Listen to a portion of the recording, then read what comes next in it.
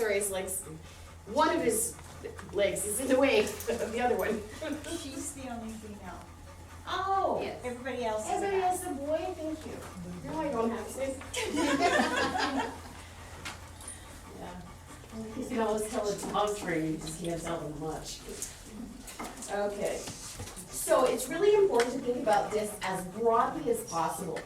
Most people only think about things like when they call the dog to them, aka recall, or ask for a sit or a down as being things that you might pay for.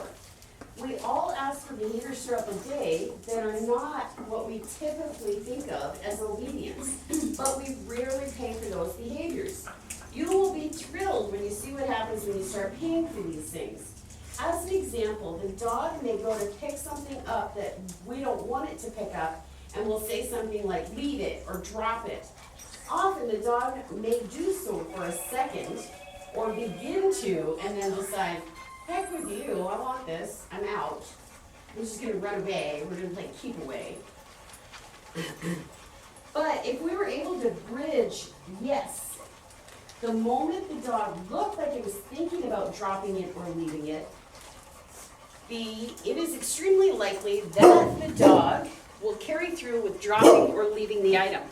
We can then add another yes for anything the dog does next that is not picking the item back up. If you do this for the next 2 or 3 things the dog does, maybe sniffing in some part of the room, picking up a chew toy, something appropriate for them to pick up, it starts to become very unlikely that the dog will go back to the original item that you asked them to drop or leave.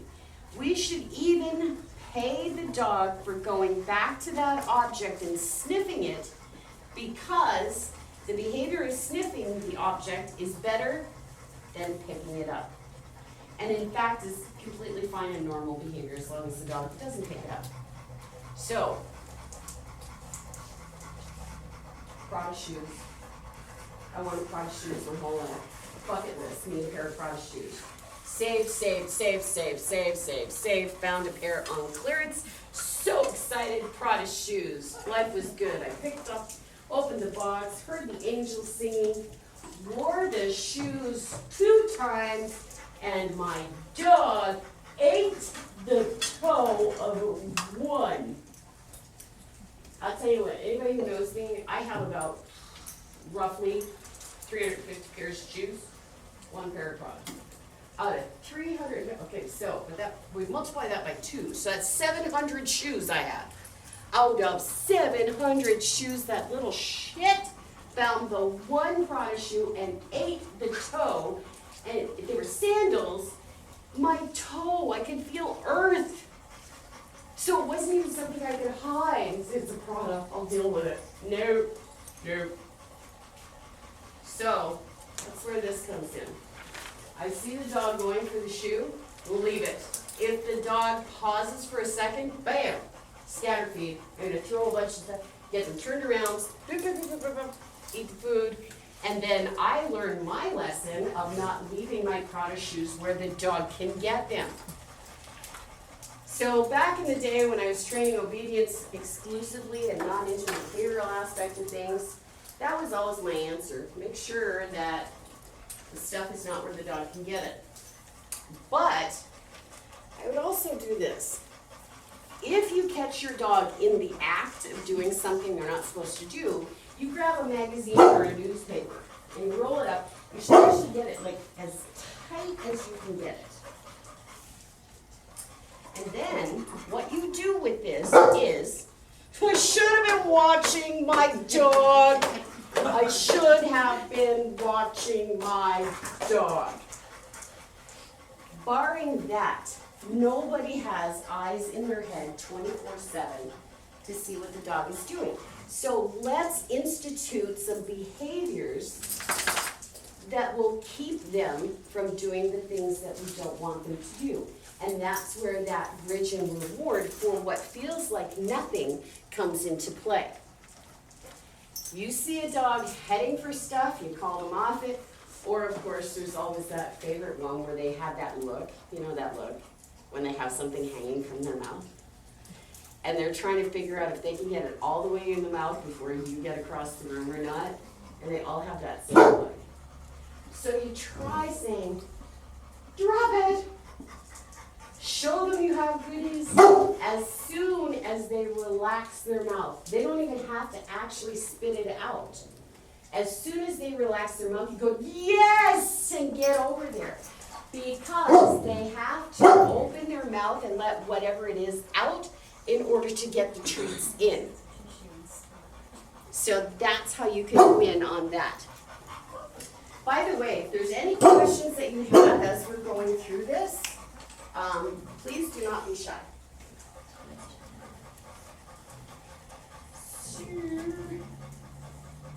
Oh yeah, I'm gonna jump into poison cues. Poison cues, is anybody familiar? Do you know the number one poison cue? Beautiful. Beautiful work, young lady. That's exactly what we're looking for. Yep.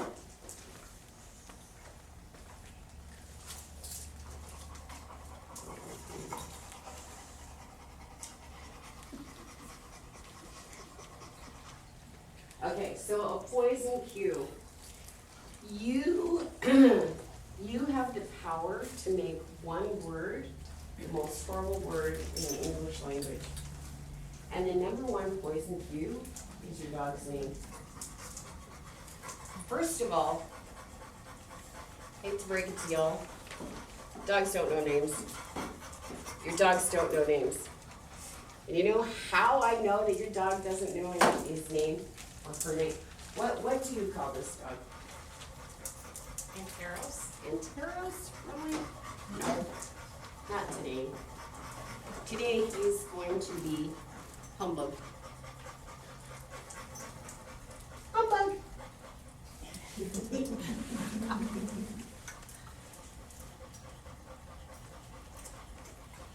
Rocco, you say? How about Aloysius? Are you Aloysius today?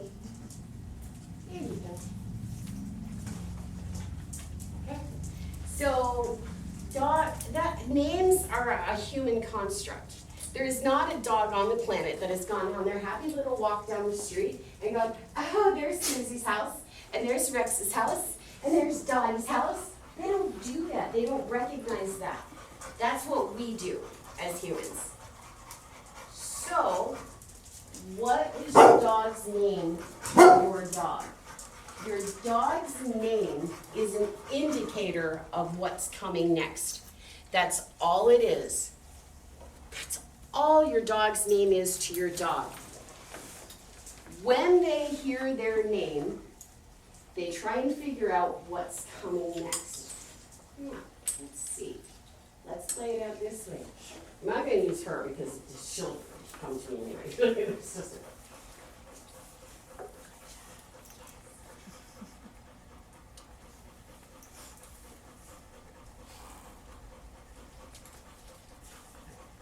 beautiful.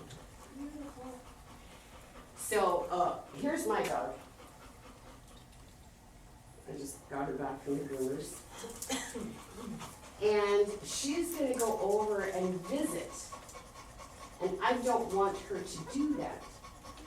So I say, Susie, no. Susie, don't. Susie, get back here. Susie, for the love of God, get over here now.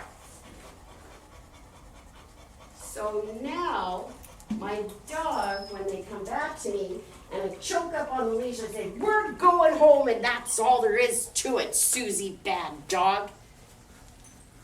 If every time the dog hears the name Susie, she thinks that the fun is going to end, she has to go back in the house, she doesn't get to play with her friends, gotta go to the groomer, whatever the case is, that is negative after that, don't wonder why your dog doesn't have a good recall. Do not ever wonder if you have ever raised your voice while calling your dog's name. Do not ever wonder why you don't have a good recall.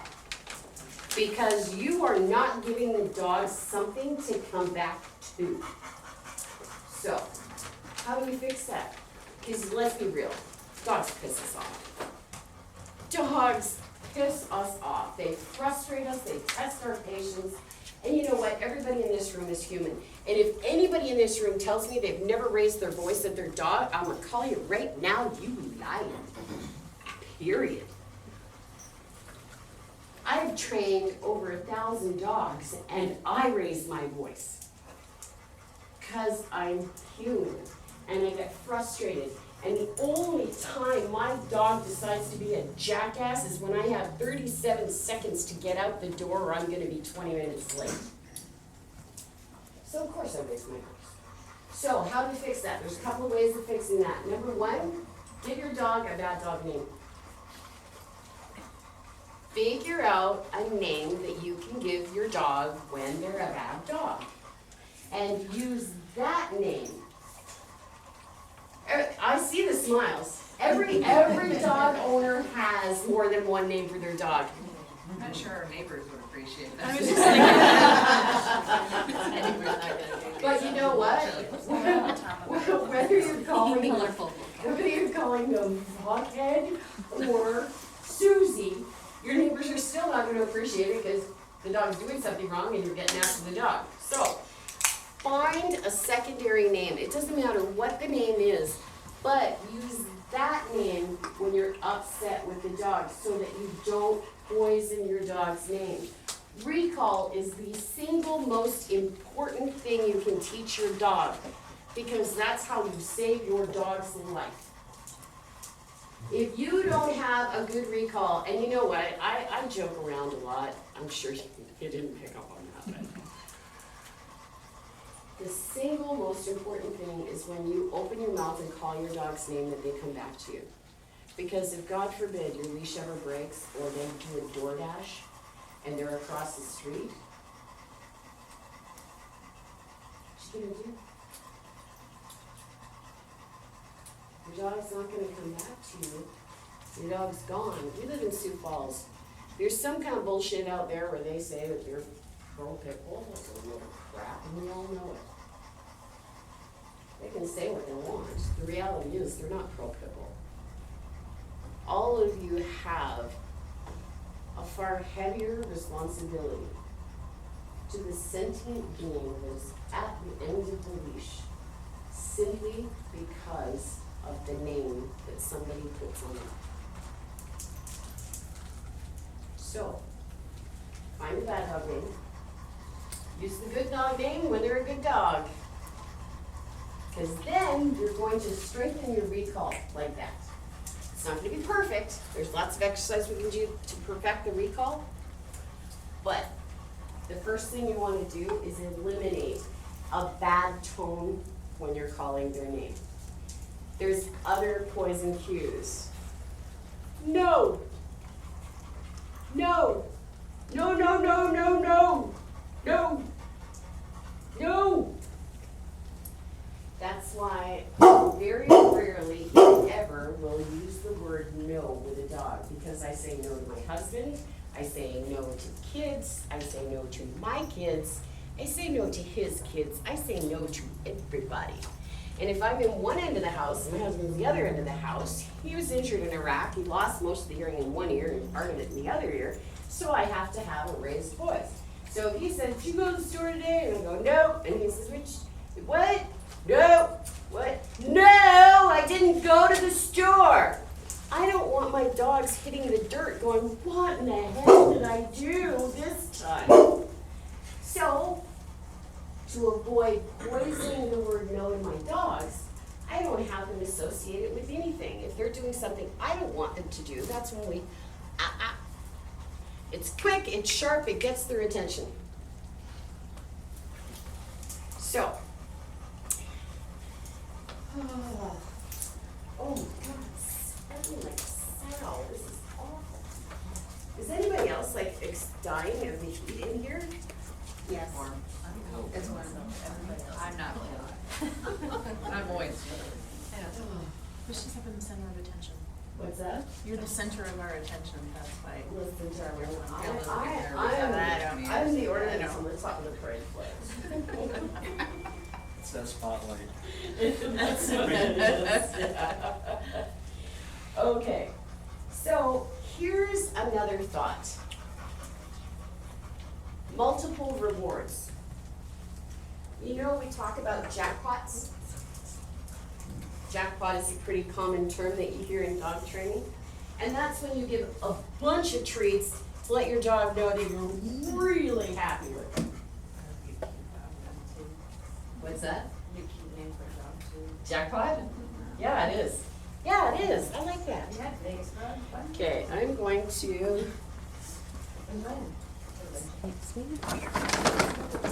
There's lots of other Vegas names you can go with. Okay.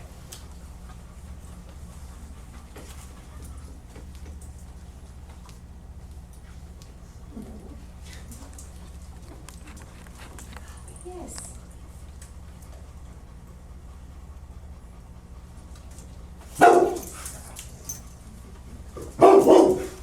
Yes.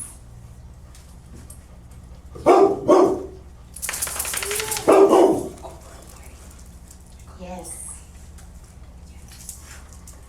Yes. Yes. Right Good there. job. Give it to him, Heather.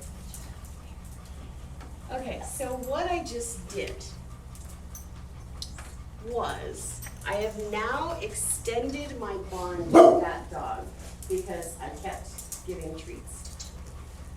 But what I also did was I kept him sitting. There are so many dogs that as soon as you ask them that sit and they get the treat, bah, they're off and gone. How do you keep them maintaining that sit? Keep going with the treats. You know, you're just being so adorable.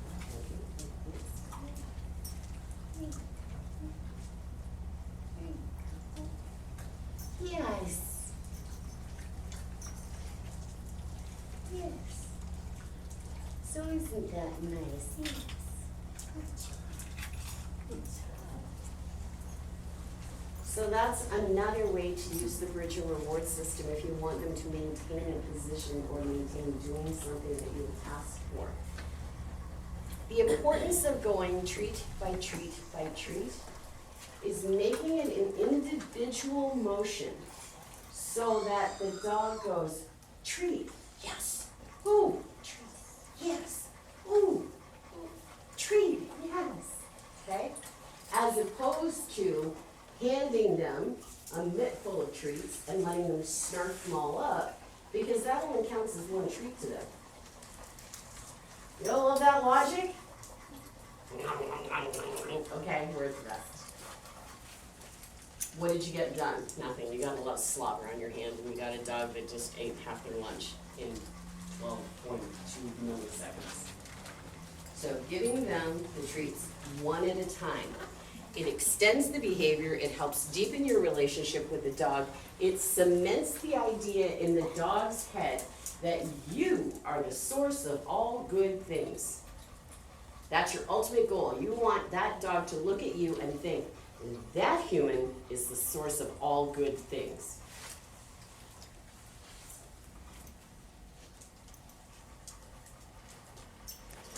It is when your dog comes to you, treat, treat, treat, treat, treat.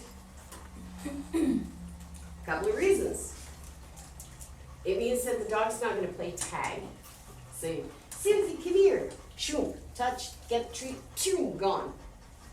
Kind of defeats the whole purpose of a recall, because you want a recall so you can get the dog to come to you and stay with you. Having those treats, you now also upped the value of what a recall is and what a recall is for. I swear. Be sure to give multiple rewards when the dog comes to you. This probably is the single most important behavior that we ask of the dog, and it's often asking them to leave other things that they really value, such as animal smells, chasing things, playing with other dogs or people. So you really need to make coming to you pay off big. When you give the rewards, how you give the rewards will have as much impact on the future behavior as how much you pay.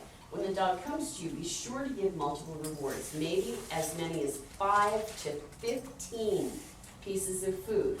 But the key is to give them in a string, not a bunch. A string meaning giving one piece after another, not just a handful.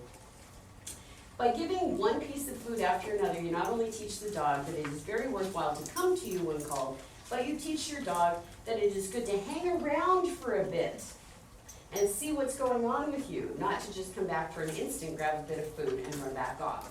This will make things like hooking up a leash, checking their paws, or whatever else you might want to do much easier. If you're just standing still, you can bridge once and give the piece one after another. So you don't have to say yes every single time you give them a piece of food when they're just coming back for that string of goodies. Let's empower that even more. Think about mixing other challenges in between the rewards, such as you taking a step or two, reaching to pet the dog, reaching and putting your hand on the dog's collar, turning away from the dog,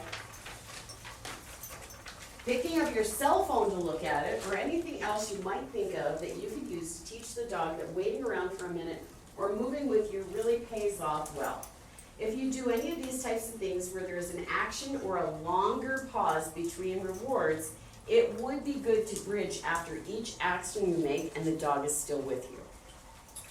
Okay, so this is like a 2 or 3 second, because 2 or 3 seconds is about what they've got to work with.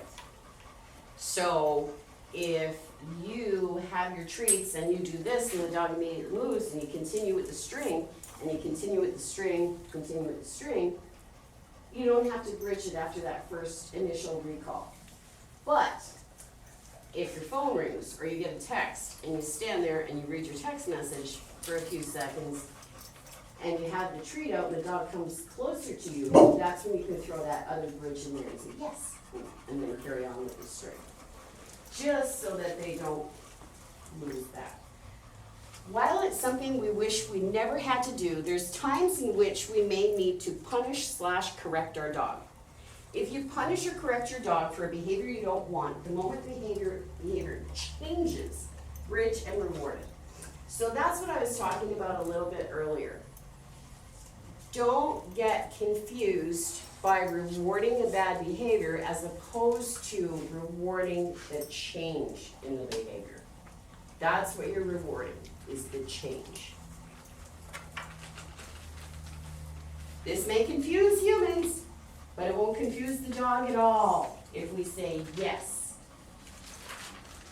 The moment the dog starts to change the behavior, and we offer the reward in a way that is not compatible with the behavior you don't want. Okay, here's a great one for our furniture jumping dogs, for those who don't care to have dogs on their furniture. If you shooed the dog off the couch and the moment he or she started to get down, you said yes, and then tossed a piece of food onto the ground, the dog wouldn't get confused at all. Dogs don't know how to generalize. They don't. Humans know how to generalize. So if your dog's on the sofa and you want them off the sofa and you say, off, hopefully we don't have to get to the point where we're touching them. Do the hand motion off as soon as the dog starts to stand up. Yes, because you got the response you asked for. Toss the food. Guess what happens then? You don't have to push the dog out because they're going to jump down to go get the food. So you don't have to put your hands on the dog at all. As soon as they start that, if you have a particularly stubborn, there are no stubborn dogs. There are no stubborn dogs. You either have a dog who doesn't understand what you're asking them to do, or the reward they get for listening to you is not as great as the reward they get for not listening to you. Okay? Let's think about this. Dog. At the park. I said park, not dog park. Dog park, Smith. Dog's in the park. Catches a good scent. Sniff, sniff, sniff, sniff, sniff, sniff, sniff, sniff, sniff. You're over here going, get back here, we're gonna be late. Susie, let's go. Susie, come on. The dog's like, are you serious right now, woman? come over here and smell this. This is exciting. You are not exciting. You are going to end my sniffing. You are going to end my fun. And you are going to take me away from something I want. So, let me see, how do we say this? Screw you. I'm going to stay and sniff. So, not a stubborn dog. The dog has their own priorities. You just have to recognize what is a valued priority to the dog. So, do you guys play any recall games? Is it bobbleheads? So you're saying so, Ray's saying yeah, you're saying yeah. Okay, for anyone who is not familiar, a great recall. Get a fenced area. Let your dog go. Call your dog back to you. Give them a treat, and then say, okay, go play, and send them away. Here's where you have to up your recall game. Bring a leash with you. Because if they are to the point where they think every time that leash comes out, it means they're being dragged away from the fun, let's mess them up. Come on here, Susie, here's a treat, here's a treat, here's a treat. Look at that, that's a leash. Okay, go play. What? You just changed it up. You just changed it up, dude. When I see that, it means that we gotta leave the park. What you can also do is put the leash on, send the dog away. Don't be on the leash, send the dog away. In a fenced-in area, obviously, fenced-in area. I can't stress that enough, fenced-in area. Did I say fenced-in area? That's you gotta make sure you got. Protect your dog at all costs. Send the dog away, call the dog back, pick up the leash, drop the leash, send the dog away. Call the dog back, throw a ball. Send the dog to go get the ball. Still dragging the leash.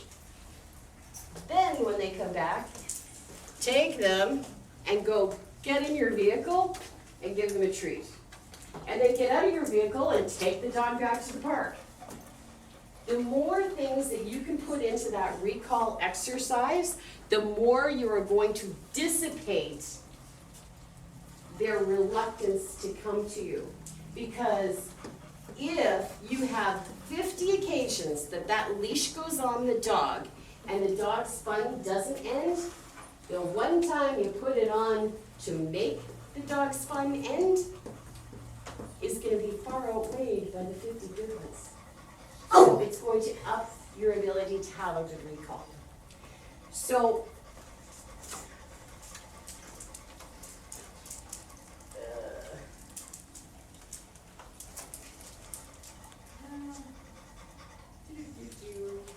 while this process will both greatly enhance the effectiveness and very clearly reduce any undesired effects of punishment, so we're going to talk about punishment for a second. Right now, in the dog training community, there's this whole balanced trainer, purely positive, all these freaking names. You know what, it's like the dog trainers have taken on the ridiculous, like, you know when the breeders go all crazy and it's like, it's a Chiweenie. It's a Magna Doodle Newfie Lab. That's what it is. They started that, and every time, it's like, oh, they come up with these ridiculous mixes so that they can give them a cute name.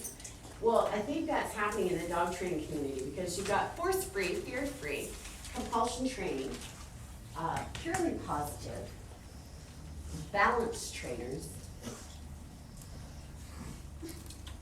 Okay, so all those names are ridiculous. And what happens is, when we think of punishment, we think of something bad that's going to happen to the dog. That's not exactly how it is. The point of a reward is to encourage the behavior you want. The point of punishment is to stop the behavior you don't want. Now, I'm going to go punish little Cherry Bomb.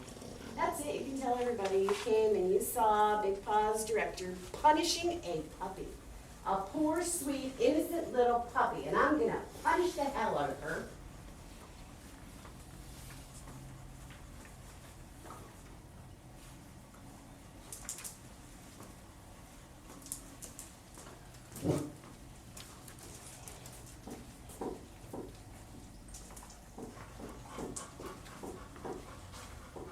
was her punishment. When I was walking towards her, did you see her? She was like, yes, you're coming, it's me, it's me, it's me, I'm getting your attention, me. Oh, maybe a treat, you're coming to me. And what happened when I walked away? Didn't work out well. Well, unfortunately, you're a really well-trained puppy, and you didn't jump on me, which is what I was hoping you would do.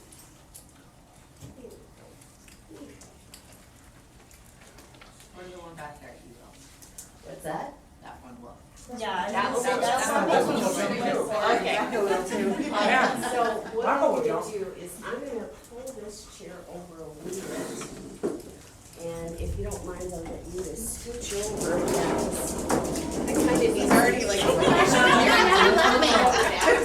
Watch out, Ashley. You left me. So, all I want you to do is just hold the leash. Don't move, don't do anything with your arm at all, just hold the leash, just like that. So.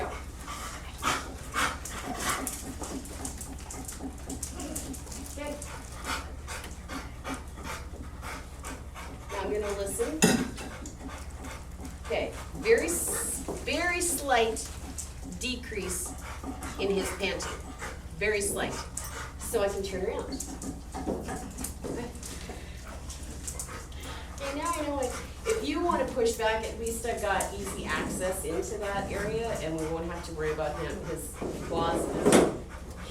You got pretty legs, we don't want to put all kinds of scars on him.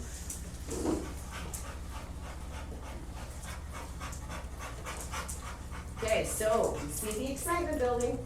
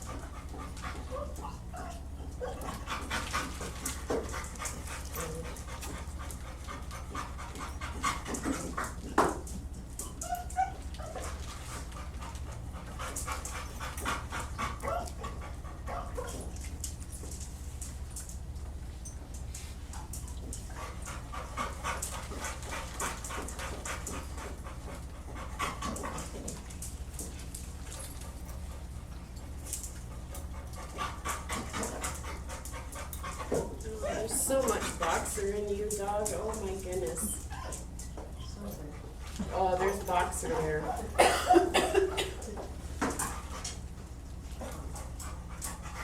are very long work in progress.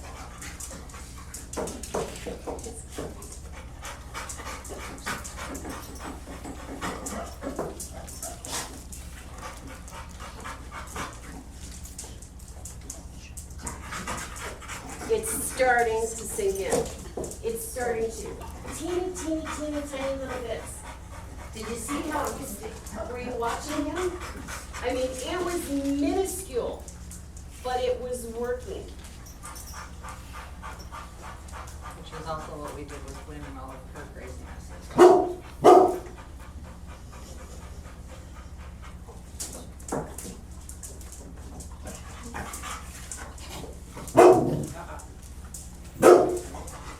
Did you see?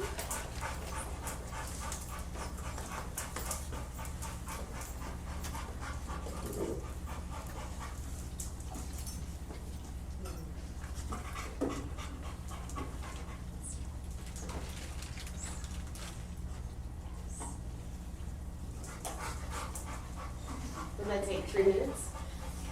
Can you imagine what we could do in an hour with that dog?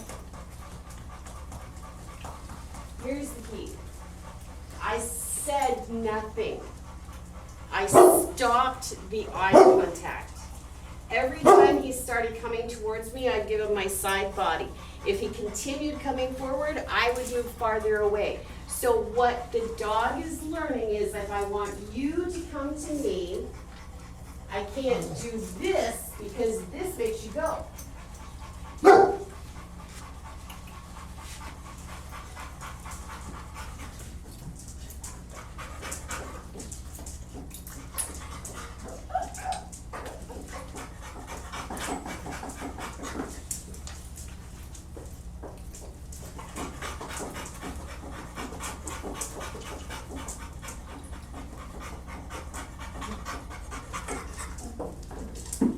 Well, you can't get her, I'm coming after you. So obviously, this is a really difficult exercise because this is a highly elevated situation for him with the number of people. Do you know how many he looks around and says, how many hands are available to pet me? Look at all of them. Look at all of them. Oh my God. Because that's exactly Oh, yeah, that's his exactly thing. his thing. He just loved me.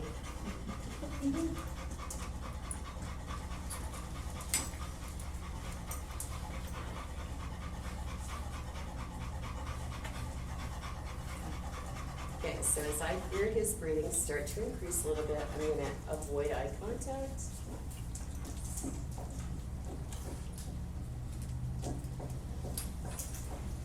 And I'm keeping my voice really soft.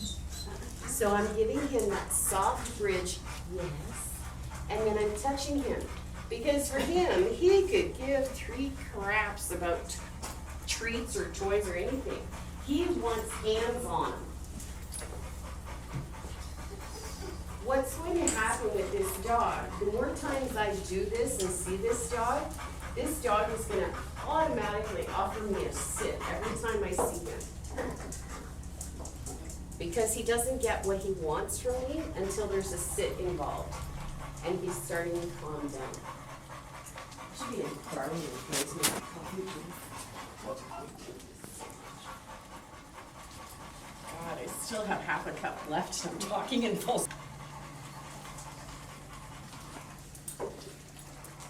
Okay, so I've been on and on and on and on and yammering on for about an hour. I want to take a second. Is this all stuff that all y'all are buying into? I hope so, because you were able to see it work.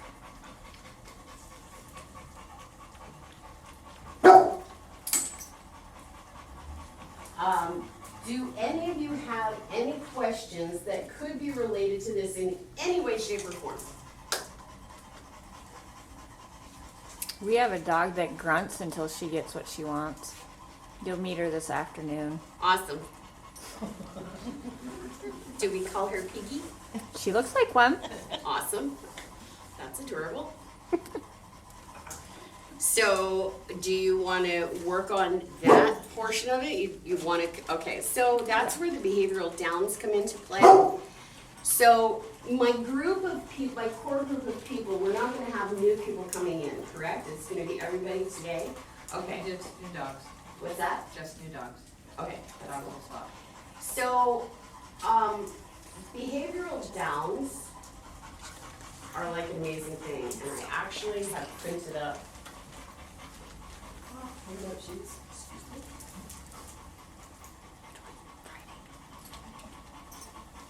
It's very embarrassing. Kind of excited to see it, actually. It sounds cute. But living with it's probably different. She was perfect when I met her. She is. So, did anybody learn anything new today, or did anybody get a new perspective so far? I have a question. Absolutely. Sure. Okay, so most of us have multiple dog families. Yep. So let's say, you know, you work separately with the dogs, you know, and you're doing the yes, and you're doing, you know, but let's say they're doing counter surfing or garbage digging or whatever, but it's multiple, you know, how do you, Reward them out of dog fight. Right. What's that? Reward and not have a dog. Right. I think what Lacey. So, like, you know, you say yes, and then, you know, but then they both go after it, and I'm not necessarily, but what if one of them's doing a good thing, and one of them's still being a little shit? And, you know, like, it only happens when they're together, so you need to be able to, like, separate it, but yet, you can't separate it without it happening to be able to stop it. Okay, so in that case, Yes. in that particular case, because I'm sure there's many multi-dog households here, and we have that, and especially with pit bulls, and I mean, I am absolutely not one to pigeonhole a breed, but there are certain characteristics that are very breed specific. German Shepherds are natural protectors. They love order. You ever watch German Shepherds? If you've got a German Shepherd that doesn't have a good handler, and the dog is kind of walking all over wherever they want to walk, every time something is amiss and doesn't follow the order of things, that German Shepherd is barking. A well-trained German Shepherd will do the same thing. The German Shepherd walking, you must box this way. There will be no off to the side. No, that's wrong. They have to have that order. That is their gig. Pit bulls are terriers. They are terriers. Now, here's the fun fact, folks. Terriers have been bred for centuries to kill things. A skipper key can fall into the terrier thing because they're used on boats. They're a Dutch dog that's of the character and nature of a terrier. I don't know if it falls into the terrier, I think it falls into terrier breeds. They kill rats on ships. That was why they were named. Fox terrier, right in the name. Rat terrier, right in the name. Silky, oh yes, let's kill some silk. No. Anyway, all terriers were bred to kill things. Whether it be foxes, badgers, rats, mice, bulls, squirrels, don't care. That was their sole function. And way back when all of this started, terriers typically are this big. So now, after someone somewhere getting this great idea to make a big terrier, they didn't stop and realize that this is no longer a footstool with a bad attitude. This is a whole friggin' chair. A very muscular chair with a drive like a jackhammer. They have a hard time self-regulating, and yes, I am. This is to answer your question. I haven't forgotten, and I'm not avoiding it. I just want you all to come into it with a clear perspective. Terriers were bred to kill things. They have a singularity of drive and focus like no other. Also, if you think about when they would go on fox hunts and things, you got these little fox terriers this big. You've got horses this big, people on them with guns. And those little fox terriers didn't give two rats asses. They were like, bring it on. Where you at, little fox? Horses, guns, whatever. Let me at the fox. Okay? So you take that attitude and you put it in a big dog. And now this is what we have and this is what we face. So, in the case, again, competition comes into play in that. Because the dog that got the fox was the dog that got the reward. The dog that got whatever they were hunting was the dog that got the reward. The reward being that they got to kill this thing that they were bred to kill. So that's where we end up with a lot of things like resource guarding and protecting their food, which again, resource guarding. That's why you scatter food, you got two dogs, they're just like, shh, I must win at all costs. And whatever they were doing previous to that isn't gonna matter to them, because they're not even gonna remember. So, in that case, instead of scattering the food, I would call the dogs to you and give the food to the dog who did the right thing. Or I would get the opportunity. Do you guys practice collar grabs? No. No, Practice what, I'm sorry? Collar Collar grabs. grabs. Oh, grabbing the collar appropriately, that the dog doesn't turn around and grab your hand. Well, also so that the dog doesn't try and escape when he sees a hand coming for him. Yeah. Oh, yeah, they're sneaky. So, with then if you haven't practiced collar grabs, then don't do that. Because if they have the singularity of focus, you don't want your hand to be mistaken for anything other than your hand. So I would physically be the barrier between the two dogs to give the one dog that did what you asked the reward. Okay, so you don't necessarily have to throw them. I like throwing them because I'm dealing with singular dogs, like in this situation. Also, the dogs are tethered to a human, so I don't have to worry. If I scatter feed, I don't have to worry about Cherry getting over here because she's tethered to you. And likewise, the other dogs. So for scatter feeding, it should be a one dog situation. Absolutely one dog situation. Even if you have dogs that get on perfectly well when that heightened state of elevation, because let's think about the energy in the room. You've got two dogs that are counter surfing, right? There's stuff up there and it's good stuff. So they're already up there going, yeah, yeah, yeah, and they're active, so yeah, yeah, yeah, oh my God, it's a roast beef, and then you come in the room and go, ah, what are you assholes doing? That's their naughty So name. that's, what's that? I said that's their naughty name. Why do you think it came out so quickly? Yeah, it came out that quickly because I've never ever used it with a dog. Or my kids. Or my husband. Never. So now you're heightening that energy. So now you have two dogs that are wound up because they're jumping up on the counter. Because unless you have an Irish wolfhound, they have to jump to get to the counter for counter serving. So you've got that physical energy jumping up to get to the counter. You've got the physical energy that they're like getting stuff. Because there's the hunt. So they're seeking something out and they get that, get it, right?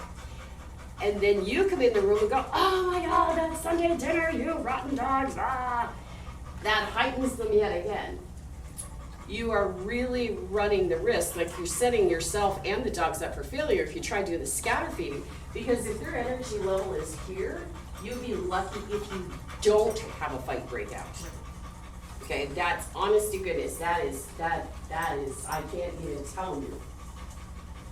Because when you have dogs with energy level here and you go scatter and it's a freaking free-for-all, you're like, I have to have them all. Even if it's like, you could use like dog chow and they would still be, yeah, like it was the best thing ever because it got scattered and they get to go find it.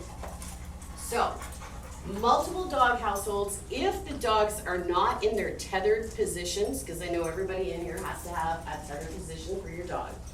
So, you can, it would take too long to separate them, get one tethered and go back. The dog would have no idea why it was getting a reward. So in that case, you would be a physical barrier between the dogs.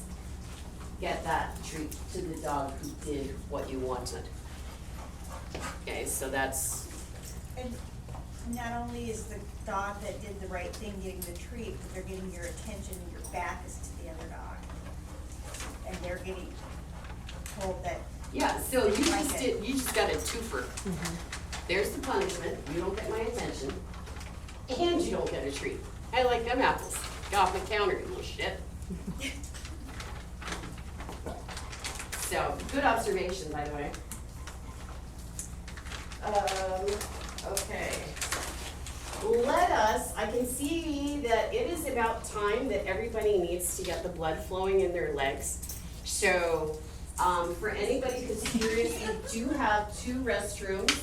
If you go down the hallway, like out this door, directly down the hallway, that looks like kind of a mini apartment room. There's 2 restrooms there if anybody needs to use it. Everybody else, especially those handling dogs, I'm gonna unlock. Yep. I would like for you to make a decision. Who in this room would you like to hold that dog?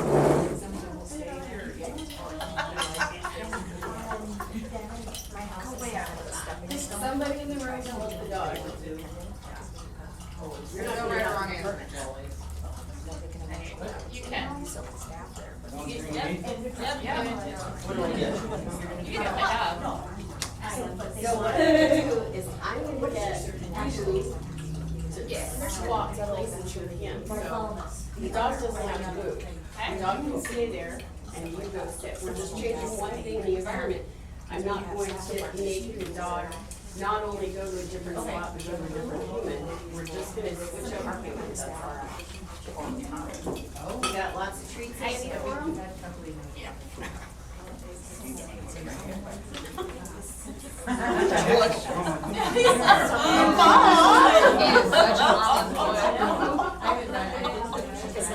You had 6. You're getting between my 2 brothers. Who would you like to hold? Sure.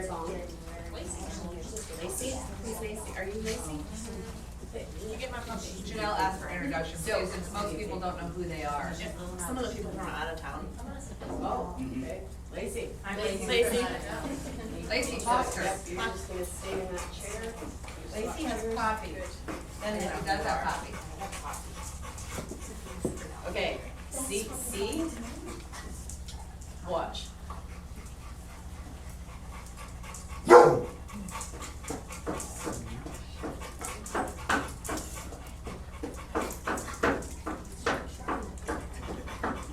Looking at you gets you more excited.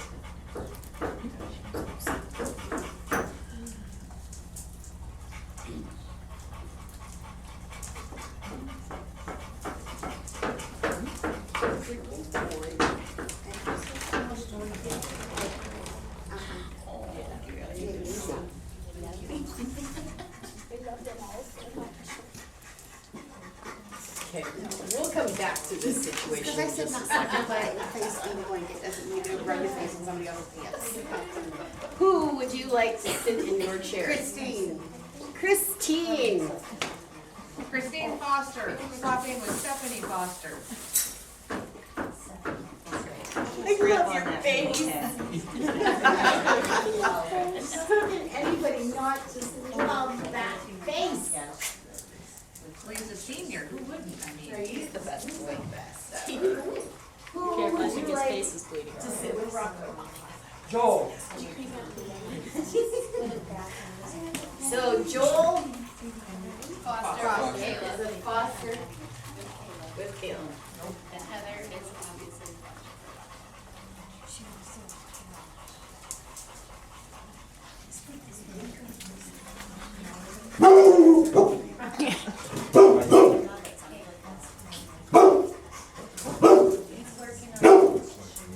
Who would you like to sit in your chair?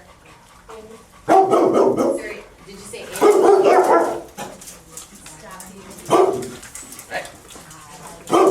Stand up for a second.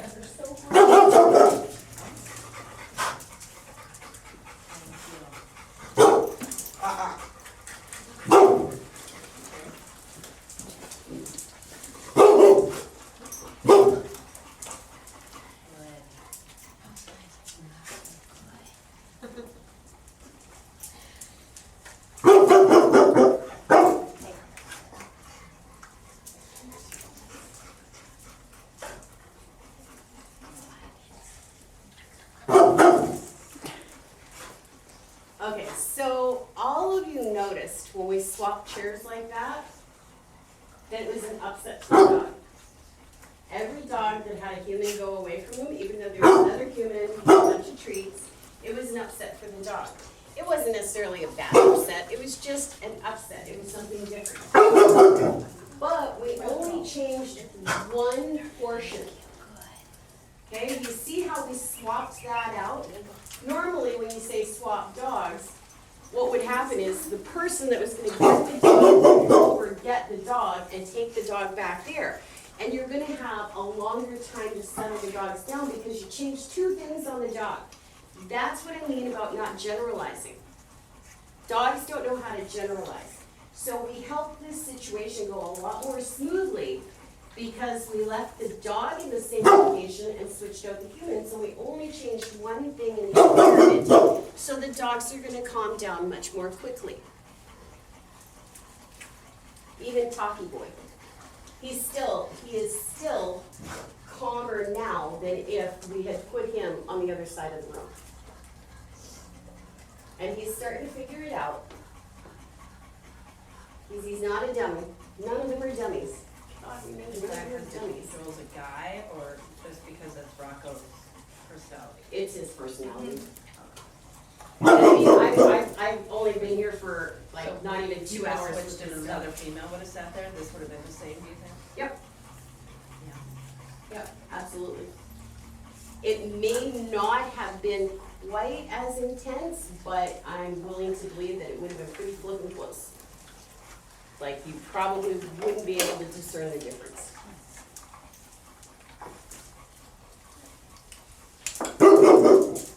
He does that because it has worked for him in the past, so that's a go-to for him. So getting back to that whole generalization thing, you now have the opportunity, and you saw it happen in real time. As soon as you change one thing in an environment, the dog has to look at it as a separate thing. So how does that play into a lot of things?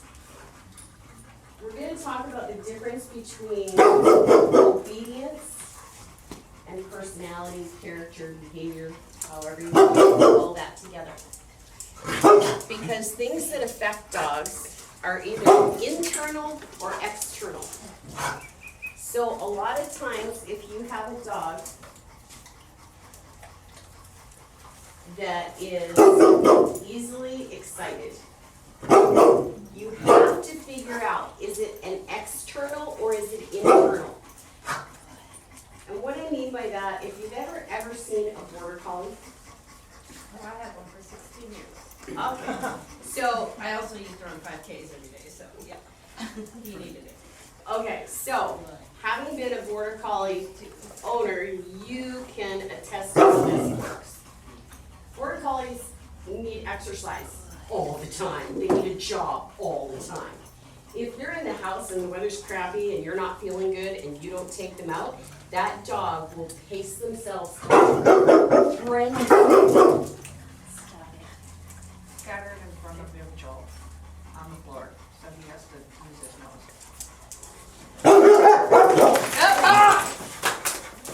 Inappropriate. No.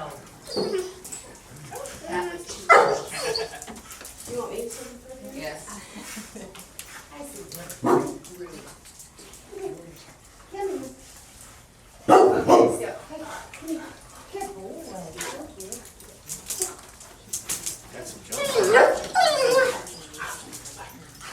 Oh, good. Yes. Come on back. Good job. Good job. There you go. Come on. No. It's not an all-you-can-eat cocaine, darling. Come on. Rocco, here. Yes. Excuse me. Come on. Good boy. Yes.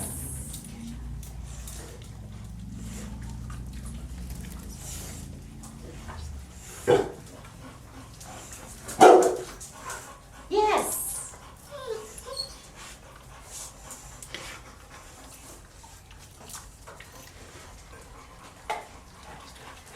Okay, so, just so that everybody's aware of what happened over there, he does not react well to sudden or extreme movements. So what happened was when he started moving and you pulled your hand back like this, that amped him up, and then you put your hand down to get him to go down to the ground, that was a full full arm swing. And before he responded by jumping and barking like that, he actually flinched.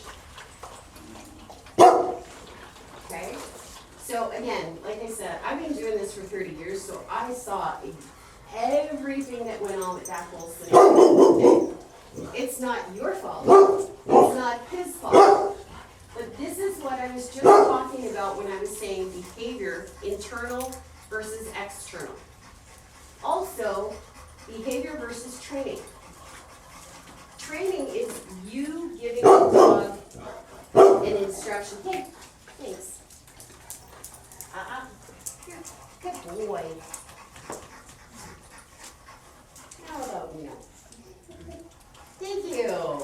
Good job. There we go. Come on.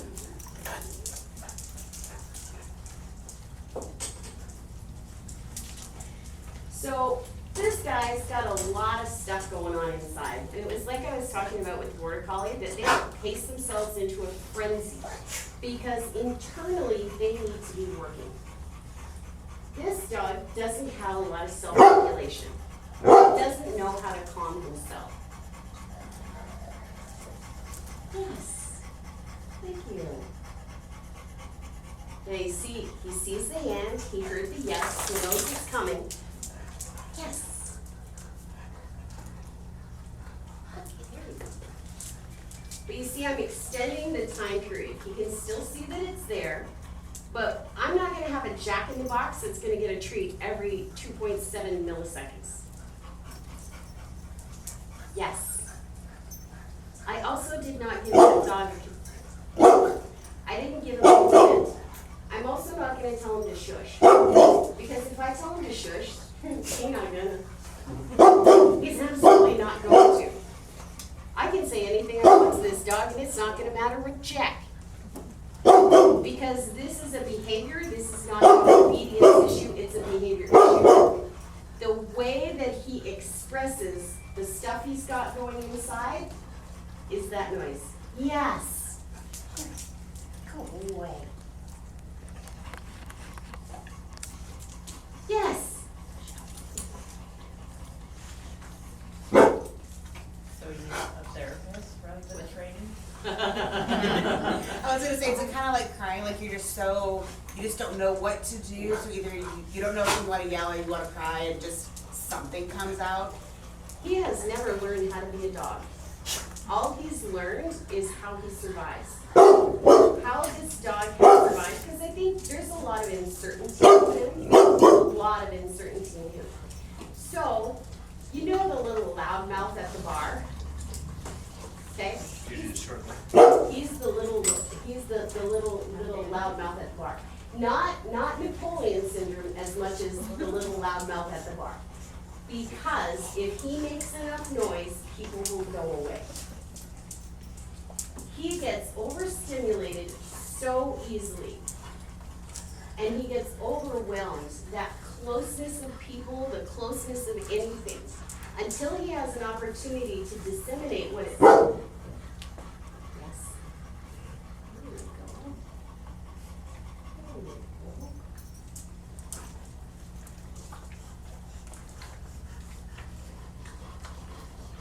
go. It was good, wasn't it? See, he has no control over that. There's no thought that went into that. That was a reflex. That was an absolute reflex. Barks are warnings. Barks are communication. What's he communicating? Nothing. He's communicating nothing. This is now a reflex action.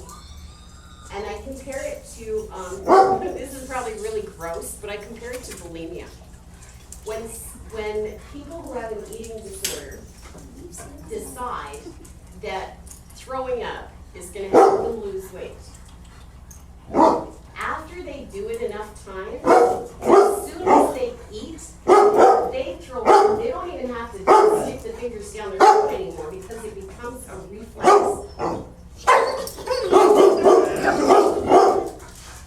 Good boy.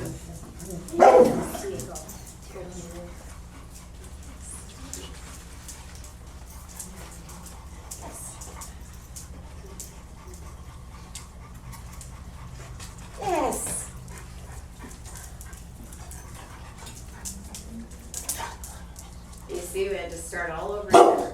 But this time, he jumped one time. The first time we did this, he jumped and he jumped and he jumped and he jumped, and nothing happened. So he stopped jumping because he recognized, oh shit, that didn't work. What am I gonna do now? Rocco. There you go. Yes. Yes, good boy.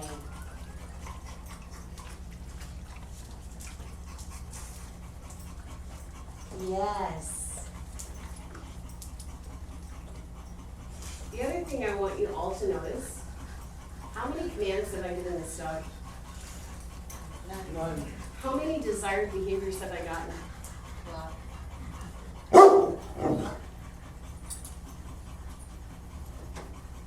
Yes.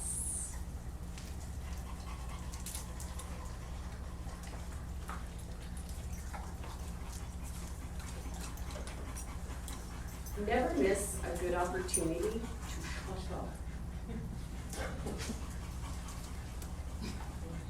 Seriously. This is the difference between obedience and training. And yes. Yes. Do you see how much faster he went into that down without me asking? When I say never miss a good opportunity to shut up, I mean that from the depths of my heart in the kindest way the word shut up can possibly be interpreted. We do more damage to our dog's training and behavior by filling empty spaces with our words.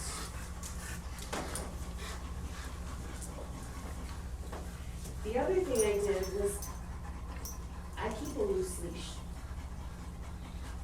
Because if I put a lot of pressure on this leash, it's gonna go down into his face and he's gonna be like, I'm getting it, okay? It's football. So it would jack him up even more if I were putting pressure on the leash. Now granted, there are times when pressure is necessary. Yes.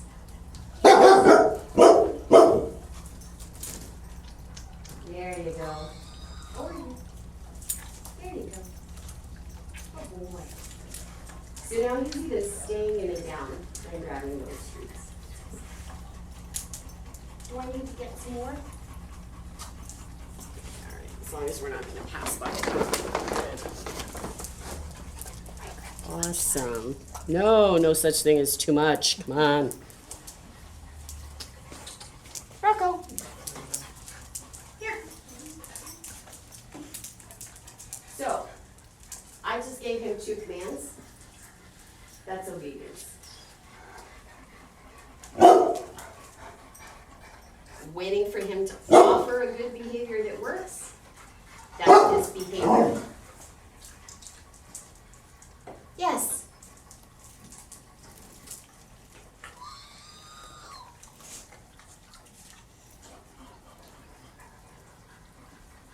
Wait your dog out. So what I'm going to do now is I'm going to demonstrate a behavioral down. I have worksheets. Whoops. There you go. Freebies. There you go. A behavioral down is not a command.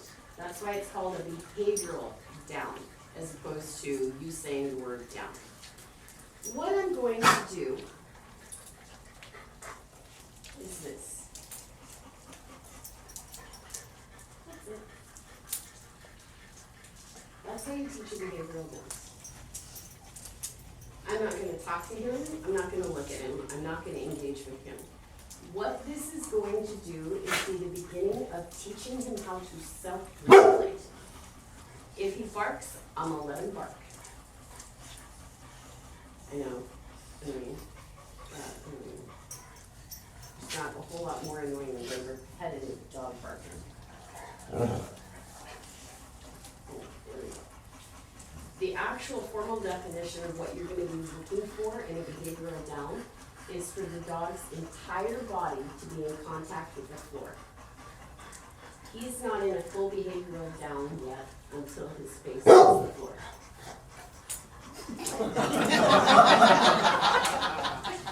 I swear to God, tell me you got that on video. Ever happen again. Now, this is not a complete behavioral down until he is no longer engaging in the environment. So, see, it wasn't a behavioral down because when something goes on, his eyes will move or his ears will flick. A behavioral down is a dog-induced state of relaxation. And it helps them to regulate their emotions. All of the dogs in rescue, and I don't care what rescue we're talking about, all dogs in rescue come in with emotional baggage. They don't know how to self-regulate. That's how they end up in shelters. The reasons that dogs end up in shelters is because of barking, jumping, putting in the house. You can go to the extreme and talk about bites and such, but we're not going there right now. This is just general behavior. During a behavioral down, I want you to also notice that I am not giving him any treats whatsoever. Treats come, except when I drop them, But this is not obedience. This is not me asking for something and then rewarding the behavior. This is simply leaving him to his own devices to settle down. And that's what all dogs need. Because if you have a dog that is so reliant on what you're telling them to do, what happens when you're not there to tell them what to do? That's when bad decisions happen. It's when they go wild. It's when they do things they should not do. Because they don't have the opportunity to self-regulate, which in turn means that they're driven by emotions that they don't know how to handle.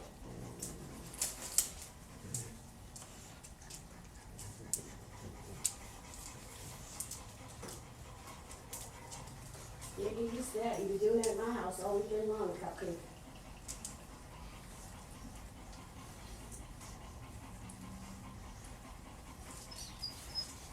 It works.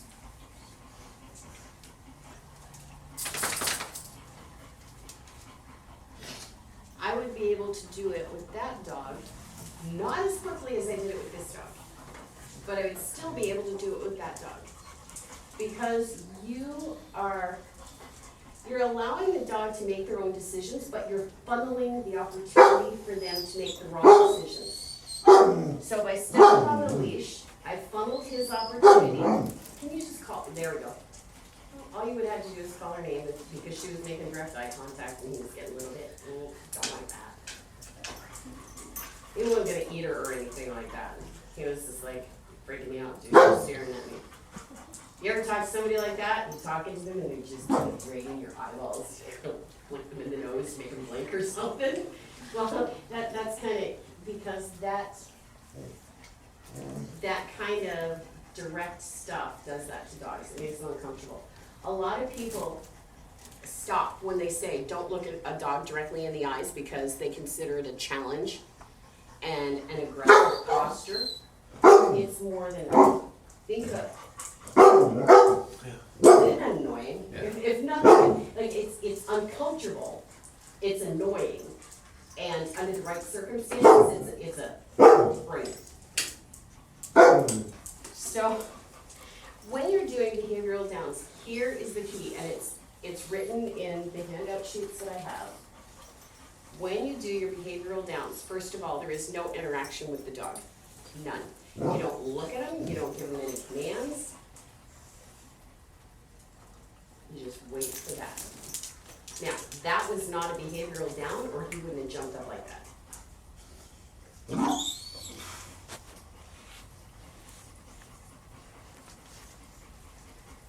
gonna have any interaction with him. He's eventually gonna calm down and lay down again on his own, and when I see the full body out, and he's not looking around, and his ears are not responding to every little pin drop in the room, then we know we have a successful behavioral down.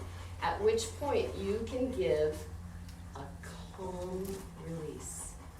And at that point, you can maybe give them a treat, unless they're like mad crazy treat driven.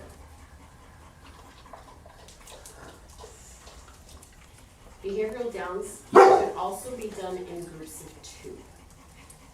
So you have to be prepared to give up a fair amount of time to get an effective behavioral down until your dog is in the habit of doing behavioral downs. You'll have to deal with some of this because this is frustration.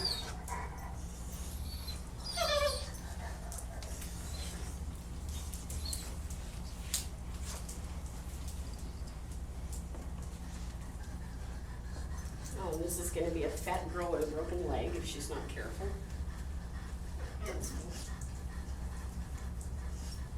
So once I see him drop down, go into that full behavioral down, I can then say, good boy, okay. But I'm only gonna give it a few seconds of that release, and I'm gonna put him back into it. You gotta have 2, because what you're doing is proofing the behavior. By doing the second behavioral down after the first behavioral down, what you're saying to the dog is, yes, this is exactly what I want. And doesn't that feel nice? Doesn't it feel nice? Think about for you personally, after you've had a bullshit day and you go home and there's no TV, no radio, no kids screaming, you have a few minutes to just sit in the nothingness. So we're teaching them to find their nothingness. Generally with rescue dogs, they're already, like their baseline is here. What we would consider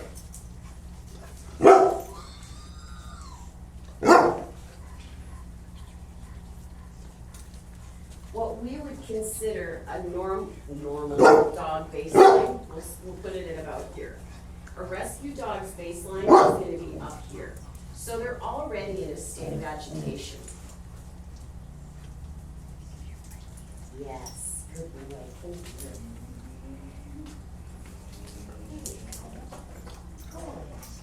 Good.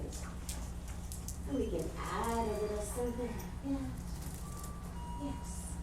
Would you recommend doing this indoors, outdoors? Okay, Just so- the one dog, not your other dogs in the room? This is a 1-dog exercise. The other dogs like, A 1-dog exercise.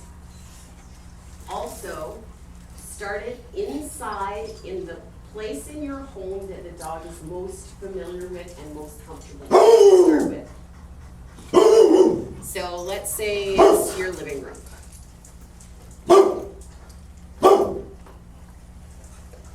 If your dog is most comfortable in the living room, that's where you're going to start it. Once you have a handful of successful behavioral downs from the dog, you're then going to move it to another room. And you're going to move it to another room. And you're going to move it to another room.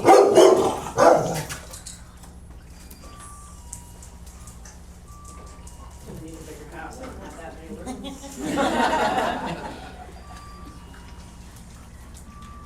So you're going to do it in the rooms of your house that you and the dog are comfortable in. Like if you have rooms that the dogs are not allowed in, don't do the behavioral down in that room.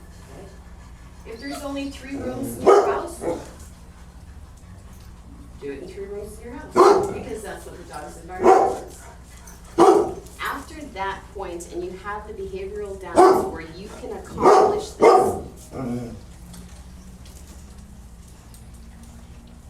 where you can accomplish this behavior on a reliable basis, then you move it to your back porch. Do not move off the back porch for a behavioral down, keep it on the back porch. Because you want to have as few distractions as possible. So the dog's baseline starts going from here to here. So we're getting close to that normal dog realm. Once they have reliable behavioral downs on the back porch, You can then move it to the very closest to your house part of your yard. But you wanna be close to the house. Because again, that's gonna be a place where the dog has to go past that. Every time they go into the yard, the area the dog has to go past, at the first part of the yard they touch, that's where you're gonna do those behavioral downs. As they get really good at that, then you can go into the middle of the yard.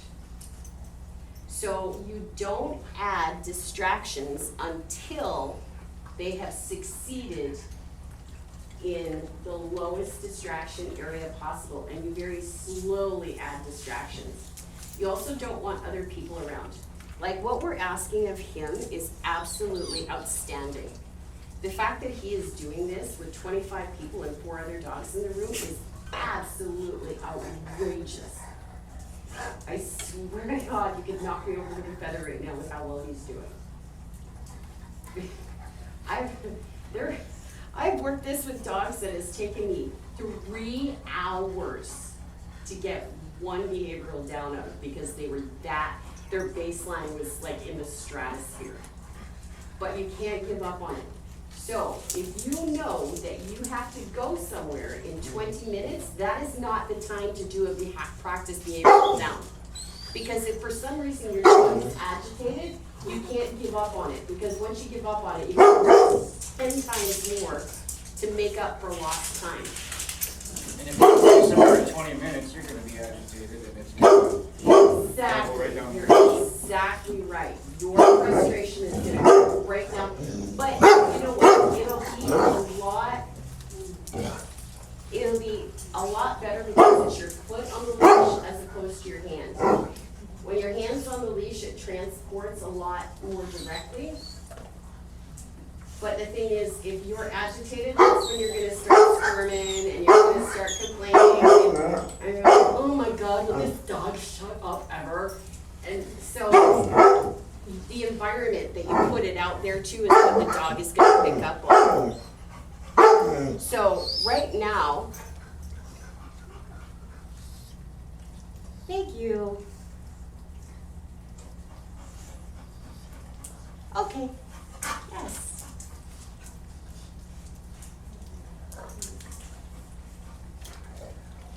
Now, although what I just did was the exact opposite of what I told you guys, because he was barking, I waited until he stopped and then I released him. The reason was because he's actually done 6 behavioral downs.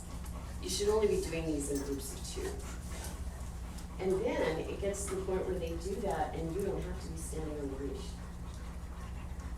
So as they get better and better at finding that centering point and calming themselves down, then you can start increasing the distraction. So control the environment as much as you possibly can for this to be successful. Start it in a room they're familiar with, then other rooms in the house, then on the back step or back porch, back deck, then into the yard, then into the center of the yard. Once you have all of that completed, now you can have somebody walk by. It should be somebody who's very calm, is not going to engage with the dog. Very important. The person walking by does not engage with the dog. They just walk by. So what you're doing is you're very slowly, in a controlled fashion, is you are increasing the environment that's causing pressure on the dog, but you're helping them deal with it bit by bit by bit by bit. So I'm going to get you to just walk over to the bench. Back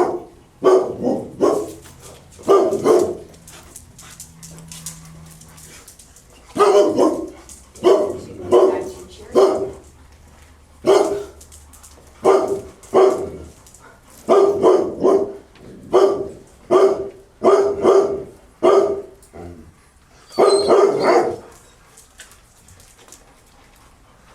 So you see, I'm stepping on the leash, but I'm not putting any pressure anywhere.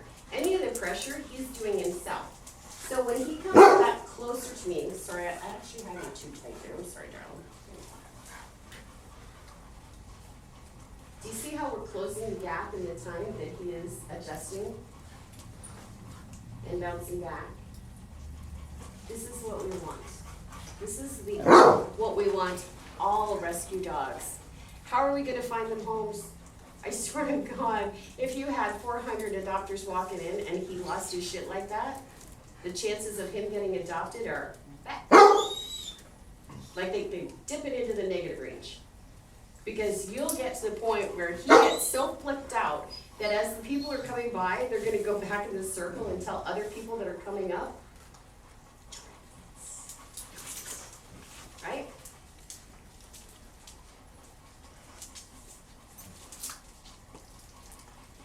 As the dog gets better and better and better at them, what you can do is increase the distraction level. I'm not gonna do that for him today, because obviously he has accomplished a lot in a very short time. And I don't wanna overload him and have him have a meltdown or shut down or have it come back and bite us in the butt, literally or figuratively. Because when they get to the point where their frustration level is so high that they have no other recourse, because if you're not listening, to the bark, and you're not listening to the pacing, and you're not gonna listen to the series of barks, and you're not gonna listen to the growl, what's left? Bite. Exactly. So we don't wanna put the pressure on them that they think that is the only recourse they have. So that's why I am not gonna have anybody go skipping by here, or bouncing a ball, or kids on roller skates going through, because he's nowhere near ready to handle that. And I love each dog in here, out there, on the planet, too much to set them up for that kind of failure.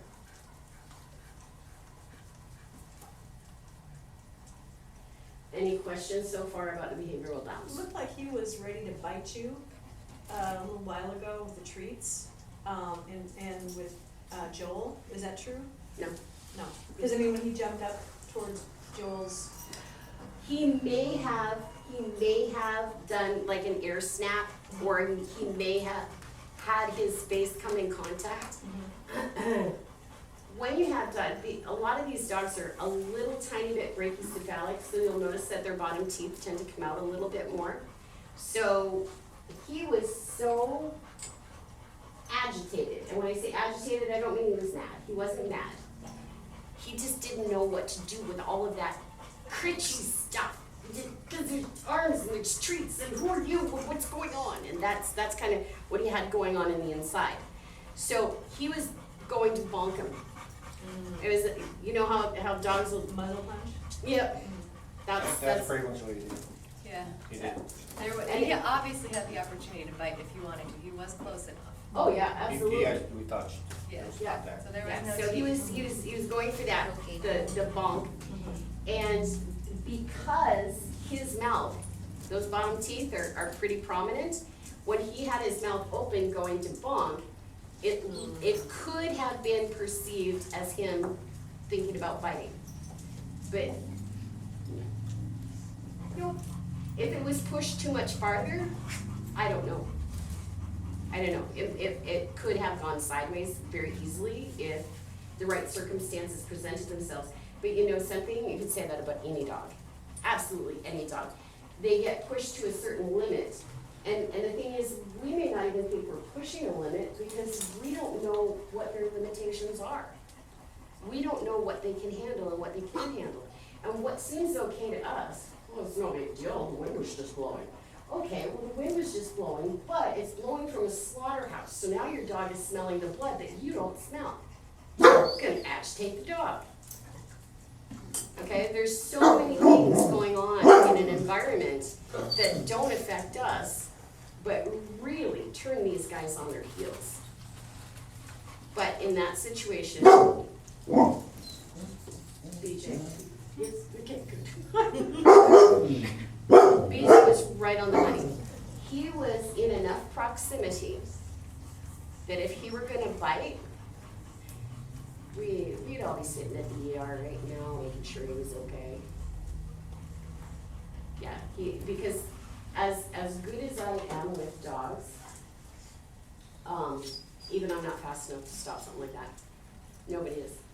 Superman couldn't have stopped it.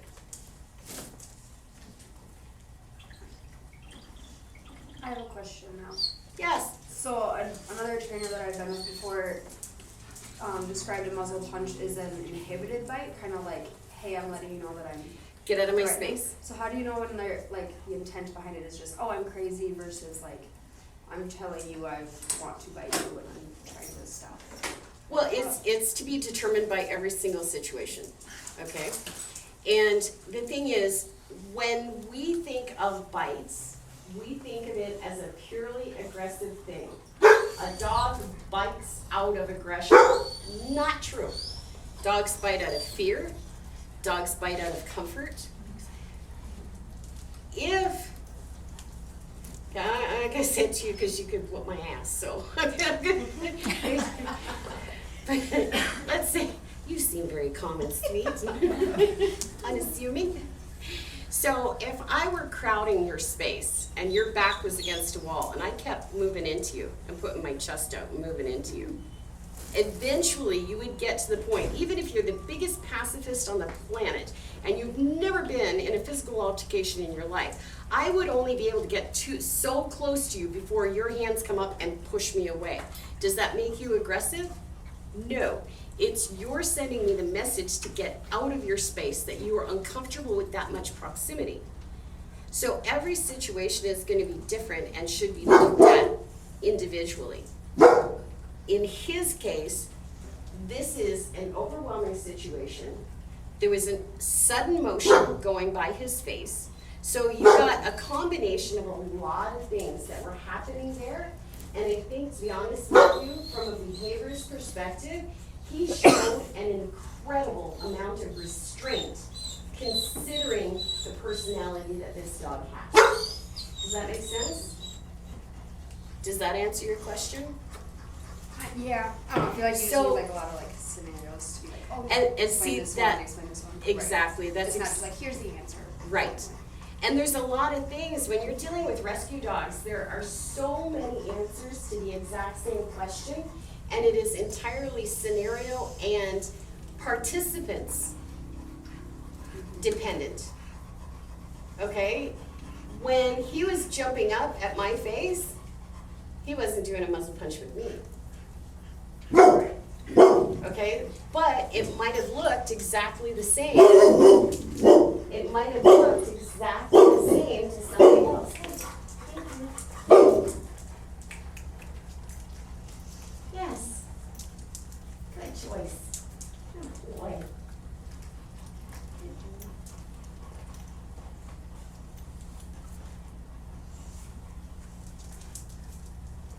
Yes. The other great thing about that bridge of the word yes, it buys me time to get the treat position for him. There's a lot of dogs, like, I can hold my hand out like this.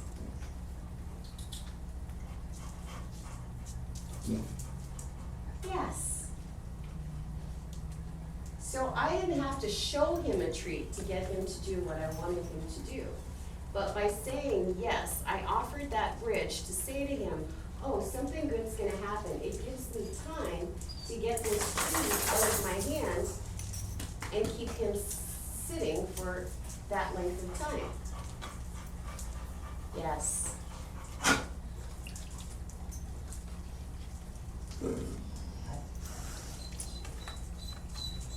Well, by saying yes, and it'll give you time to get the treat, but it also keeps your movements, gives you time to make slow movements instead of jerky. Yep. Okay, so any questions on anything we've gone through here? Does everything make sense so far? Do you suggest doing behavioral downs any different with the puppy? Timeline. When it comes to getting your behavioral down, you're still gonna take as long as it takes, but you're gonna release them from it a lot more quickly. You still need to do 2, but I mean, they've got the attention span of a gnat, so for them to do a behavioral down for any length of time, the end goal, an absolutely successful behavioral down, your dog will fall asleep. That's the end game. Because if your dog is comfortable enough to fall asleep, think about it, the only two times that the dog is most vulnerable is when they're sleeping and when they're pooping. That's when they're most vulnerable. So if a dog can fall asleep in a scenario after doing a behavioral down, then their self-regulation is pretty high caliber at that point.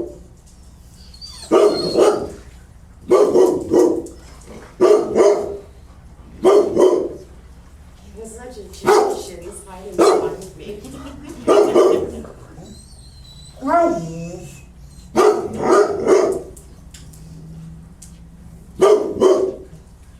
So if we're at a meet and greet, or you're on a patio having a beer, or you're at a Petco, whatever, and he gets to hear, what do we do to redirect it? Like, what do we do at this point? Because we can't just stand in the middle of Petco with our foot on a leash and be like, we'll calm down eventually, sorry people. Right, So okay, what do we so do there's the change? key, there's the key. That's the difference again between behavior and obedience. Okay. That's when you're gonna use obedience. Okay. When you are in a situation where you do not have the luxury of being able to go through this, that's when the instruction comes into play. Okay. So, for example, if I was polite, which I'm not, and the guy who brought the food in was standing there and it was getting him all wound up, if I needed to keep talking and that his bark was so loud that nobody could hear me, I would have fallen back on obedience, gotten him away.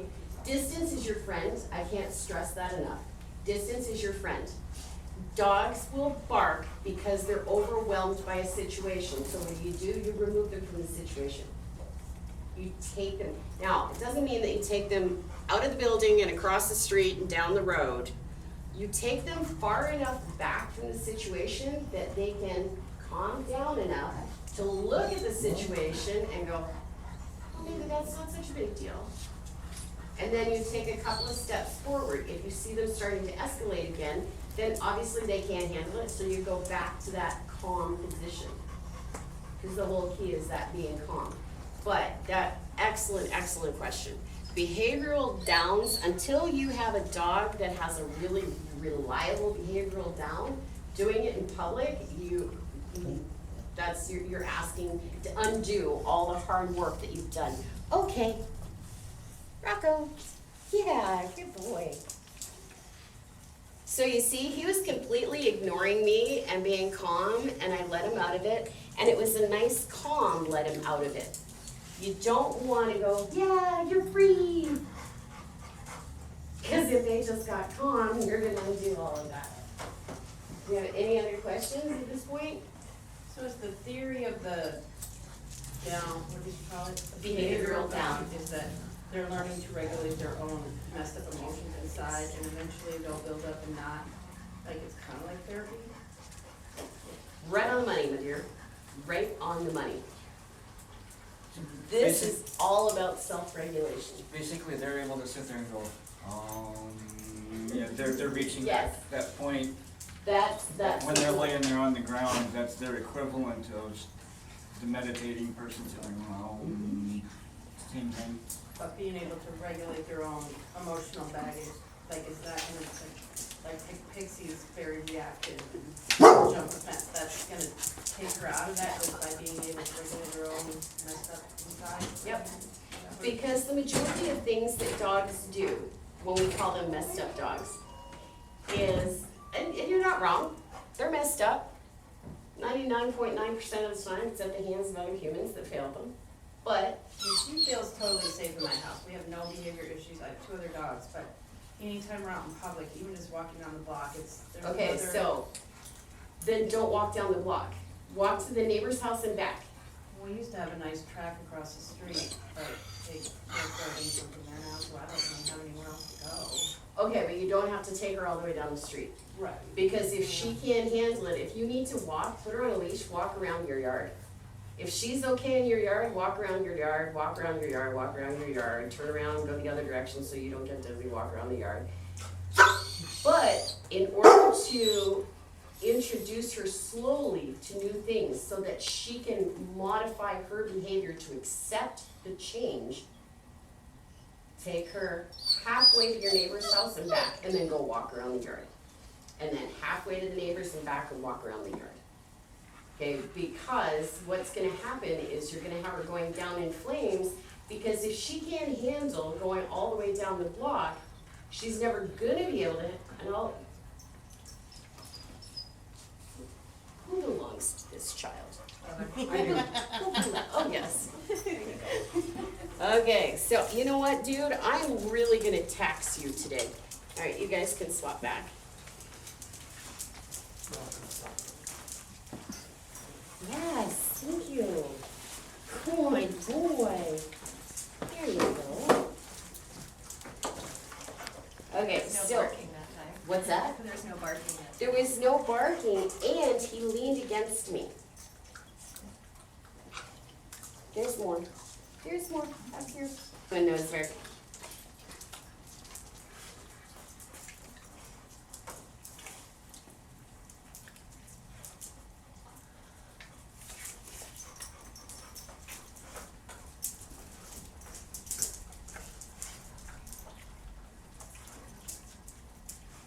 Oh, hey.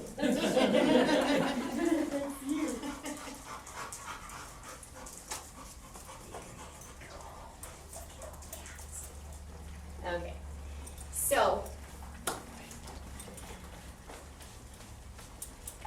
did y'all see when I was walking over there? When I was walking over there, he was like, okay, that's my foster mom, I gotta go. And he was ready to go. As soon as he started getting away from me, I knew what he was doing, so I stopped moving. I didn't say anything, I didn't pull, I didn't tug. He got to the end of the leash. There was no give to it because I wasn't moving and I didn't have my arms stretched out for him to yank me out. So I kept him at my center body mass here. He gets to the end of the leash. There was no extra give to it, so he stopped and then he turned around to go, "Are you coming?" At that point, he remembers, oh, she's got stuff in her hand. So he came back to the hand. As soon as he came back to my hand, I started moving again. So the message I'm sending to him is multi-layered. First of all, he's learning. I got good stuff in my hand. I am the giver of good things. Secondly, he's learning that we go when I'm next to her. If I'm not next to her, we don't go anywhere. There was no yelling, no tugging, no anything. And we got a calm approach to mom. Most times when you take a dog back to mom, the dog is bouncing all over the place. Oh my God, Mom, I haven't seen you in 4.2 minutes. Where have you been? I missed you so much. I was gonna die. They have that overboard. Well, am I wrong? No, you're right. No, you're absolutely right. Absolutely. So now I've heard from you. But by me staying calm and not allowing him to escalate, we kept everything on the calm. Also, those behavioral downs taught him some self-regulation between here and there. Is anybody seeing a change in this child? Yes. Haven't heard a bark in a while. Have somebody run in the But back. you know something? Here's the thing. You. Slow progression. Exactly. Baby steps, baby steps, baby steps, baby steps. So, in this case, just getting him to be calm and quiet during all of this, I think was kind of a huge win. I'm gonna do it to that dog. Oh, please. Probably not today, but I'm gonna do it to that dog. Like, so, who's the foster mama? Oh, yes, you come see me, sweetness. Yeah. Oh, yeah. Yeah. I'm gonna fix that one. That would be fabulous. I'm gonna We would fix all that one. I'm gonna tell you. Cause I'm on a mission. Cause I see so much, you know what? He hasn't laid down once. He could be like whiskey. You've seen videos of what my dog does, right? No, they've No. never seen your dogs. Oh. Because they're not on your training page, so they don't get to see any of your cool. Oh, Big Paws well, posts. TikTok. My Big Paws Canine Director on TikTok. I have got a gazillion videos of what my dog does. I was in the bathroom and I ran out of toilet paper, so I sent her upstairs to get me a roll of toilet paper, and I got it on video. She goes upstairs, gets me a toilet paper, brings it down, gives it to me. A boxer. Hello, I got soft walls just for good times. Yeah. Yeah. I've, if you're willing, like it doesn't take long. You see the change in him, that didn't take long. The problem with training versus behavior is that trainers do it for a living. They have to make money, so they need results as fast as they possibly can get them in order to get the next class of paying people in. I do what I do on a volunteer basis. So because of that, I can take all the time that's needed, and I will. I don't care. Because I'm here for the humans and I'm here for the dogs. So if you were in a class of 10, and then in 6 weeks I had to have another class of 10 coming in, I gotta find the fastest results possible. That's where you get the tugs, the pulls, the pops, the prongs, the zaps, the beeps, the whatever device they want to use. I don't use them, I don't like them, I don't need them. And you know, I had to develop that because in dealing with veterans with PTSD, they lose their temper so easily and they can physically overreact. And I'll tell you, one of the first veterans I trained, we were doing work at a park, so the dog was working around distractions. And he gave the dog a command to sit. And you know how as soon as they touch the bum. Well, this guy had to go 340 if he was an ounce. Big man. Big man. And he wasn't, like, I mean, he was overweight, but he was a big, huge man. This dog was like a lab, maybe whippet, doby mix, tall, skinny black dog. And when this fella asked the dog to sit, the dog was like, oh my God, there's kids and there's dogs and there's like, he was just not hearing anything. And the guy was trying to get him to sit and sit, and he ended up, I could see his face getting redder, and he just went, sit! And the dog's legs splayed out on the ground, and it was like Bambi. You know on when Bambi slips on the ice, and all the legs go up from underneath him? And in that exact moment, I was like, there's gotta be a better way. There has to be a better way, because now I have a 340-pound man crying because he pushed his dog down onto the ground. So now I've got a dog that's scared. I've got people watching us, and I have a 340-pound man bawling like a baby because he thinks he hurt his dog. So if my job is to give them service dogs to help them, and they go through the training process, and the training process ends up being worse and harder on them than the actual end result, what am I doing? I'm not doing them any good. So that's why you'll see I don't do compulsion training. I don't force a dog to do anything. Because if given their own devices, these dogs will do what we want them to. They really will. And it's not because they want to please us. Because that's a fallacy. That's absolutely a fallacy. Sorry. Everybody can hate me all you want. My dog is a people pleaser. No, your dog is a dog pleaser. The dog does what the dog gets benefit from. If the dog benefits in getting a cookie because they sit, well, they're gonna sit. If the dog benefits by getting to sniff a particular telephone pole, they're gonna do what it takes to go sniff that telephone pole. They're hedonistic little creatures.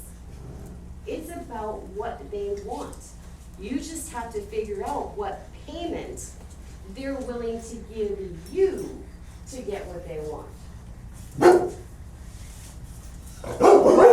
Questions about that?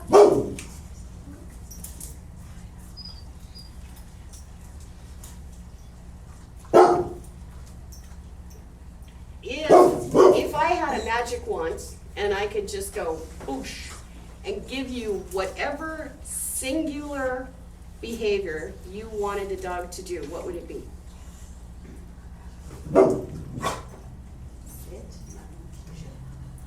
Nothing. You know what? That's a brilliant answer. Never overlook the value of a dog doing nothing. Because if a dog is doing nothing, your Prada shoes are safe. It means they're not barking, it means they're not jumping, it means they're not digging. If they're doing nothing, celebrate that.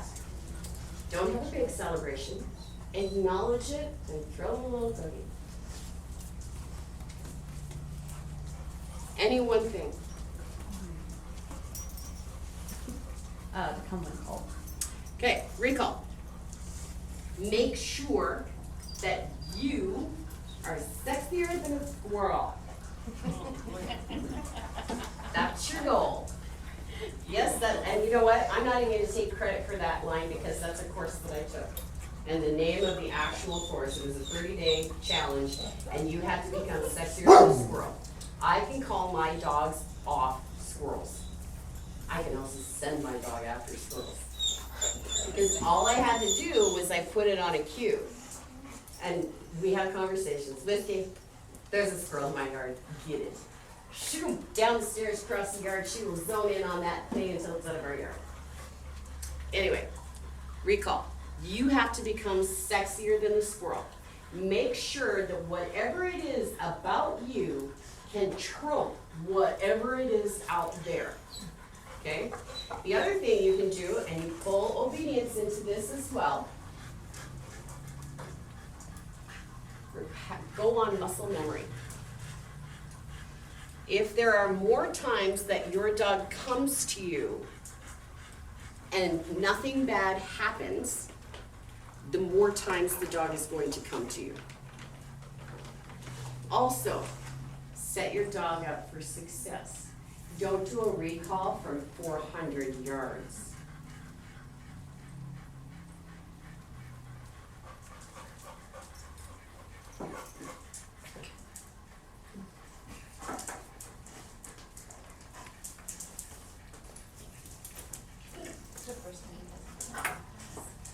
What's that? So it's the first time he hasn't answered all classes, so he started moving that way. So when you're doing, I love that look. When you're doing your recall,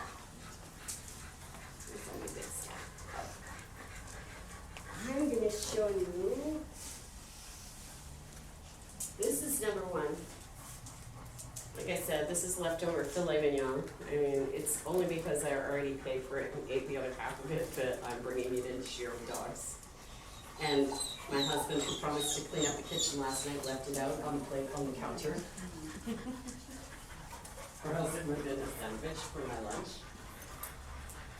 So, if you have a dog that's not great with recall, the first thing you have to do is have a reward that's super high value.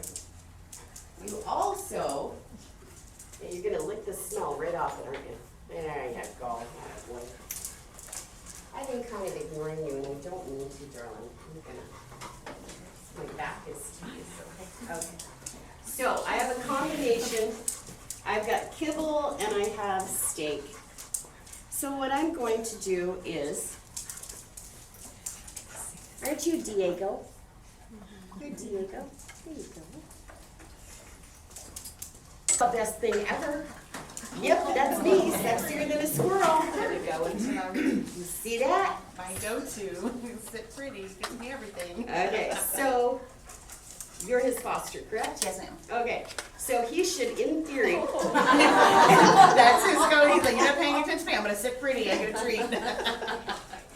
so he should probably go bananas when you start coming over here. Okay? Why don't you do that? Okay. Yeah, let's watch his recall. Diego. Diego. Yes. Diego. Okay, you can go back on the other side of it. Diego.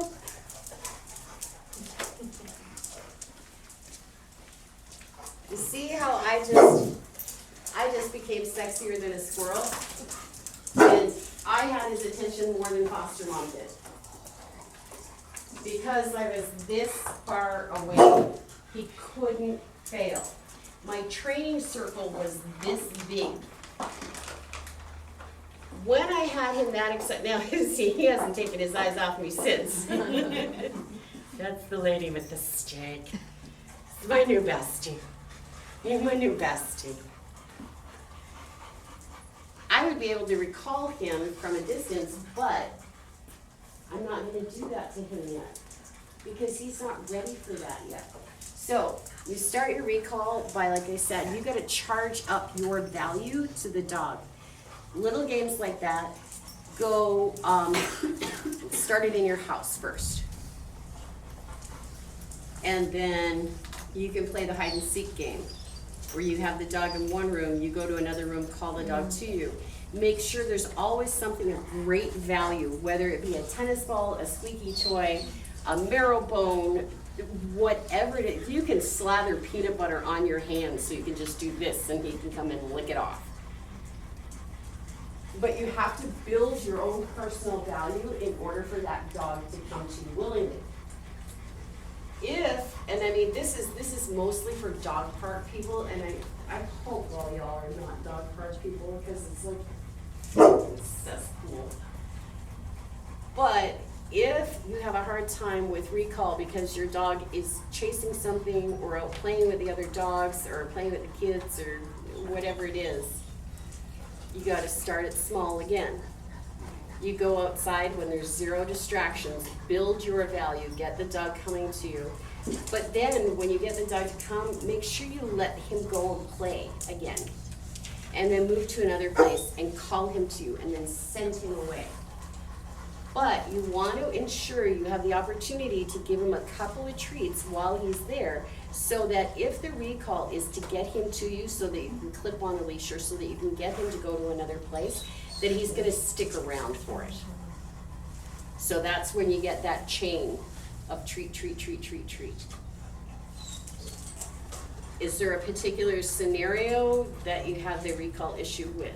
Well, we have a fenced yard and we let her out to go to the bathroom, and it can be in the middle of the night and she'll just meander around out there, and you can call her and she just looks at you and keeps meandering, so. Yeah, because that's worked before.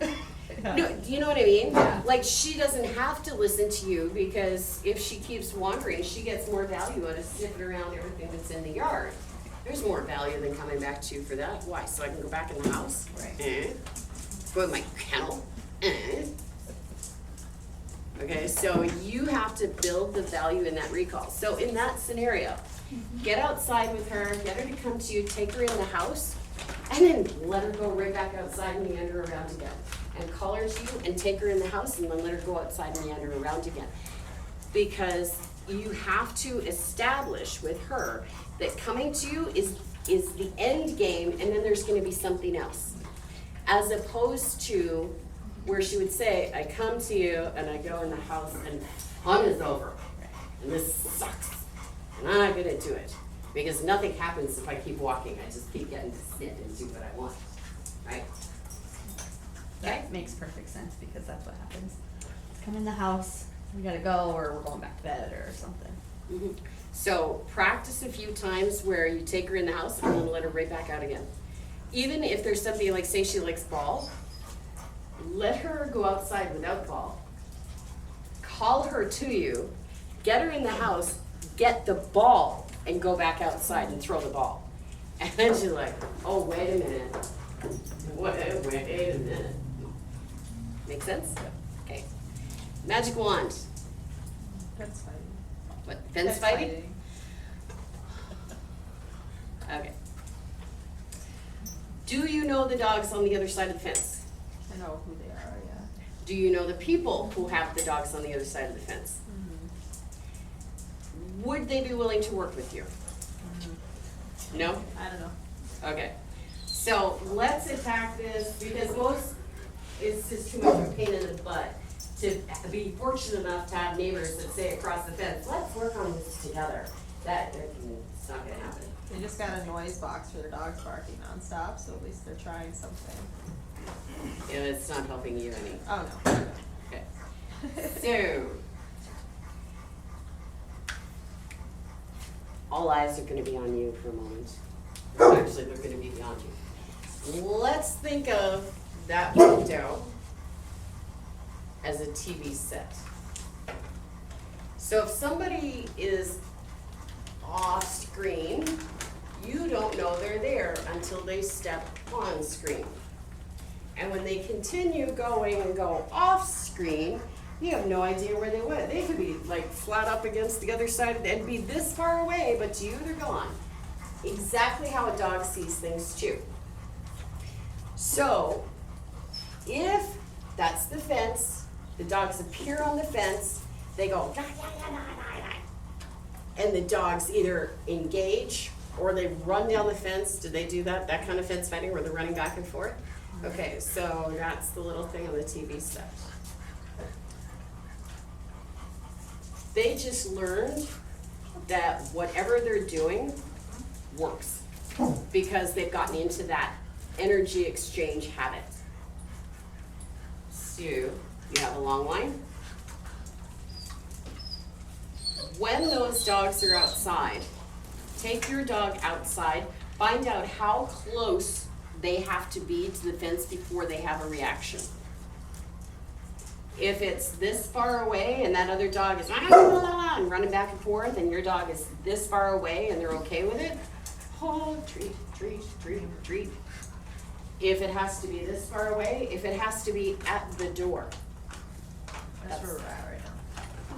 All you can do is slowly start integrating them into not being able to, or being able to handle the energy that the other dogs are throwing out there. Behavioral downs are actually going to help with that because it has such a calming influence on the dogs overall. So it should help. But again, it goes back to that baby steps. I'll give you an example. Who in here has a phobia of spiders? An absolute phobia? Like pee your pants phobia? I don't pee my pants, but I'll cry if I catch one. Okay, all right. So, I got a spider in my hand, a big black hairy spider in my hand, and I'm over here. And you say, if I give you $1,000, can I take one step closer? Sure. There's your $1,000. If I give you $1,000, can I take one step closer? If I give you $1,000, can I take one step closer? I'm cheap too, so this helps.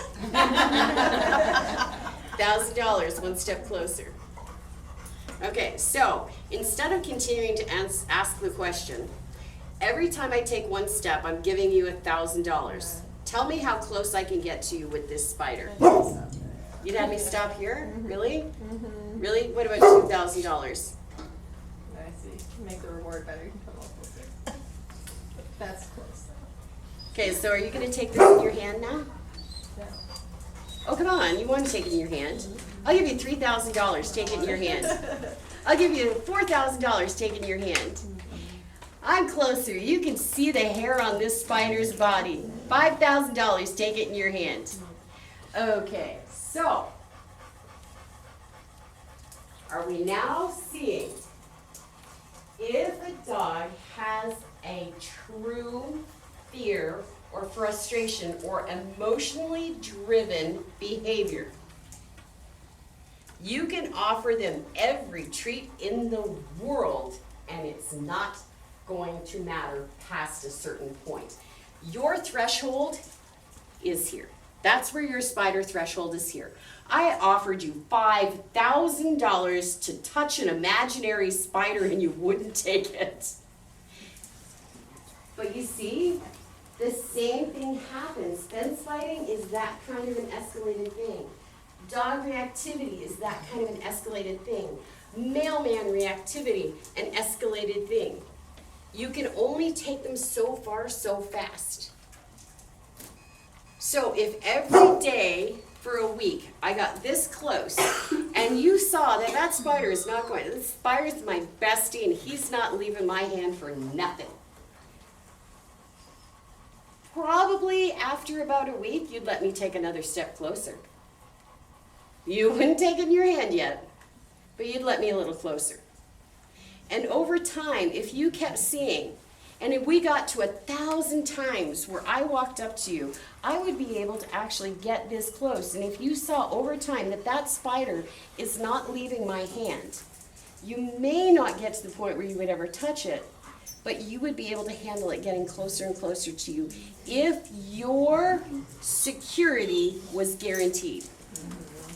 And how is your security guaranteed? By seeing over and over and over again that that spider's not going anywhere. So that builds up your security so we can get closer with the spider.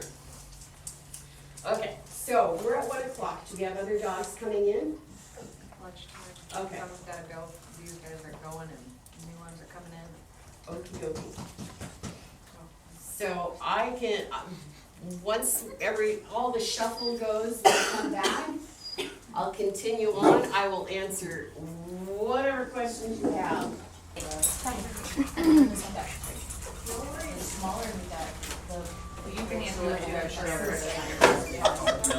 What? I said, you can handle it, I'm sure I'll not gonna wrestle you for it.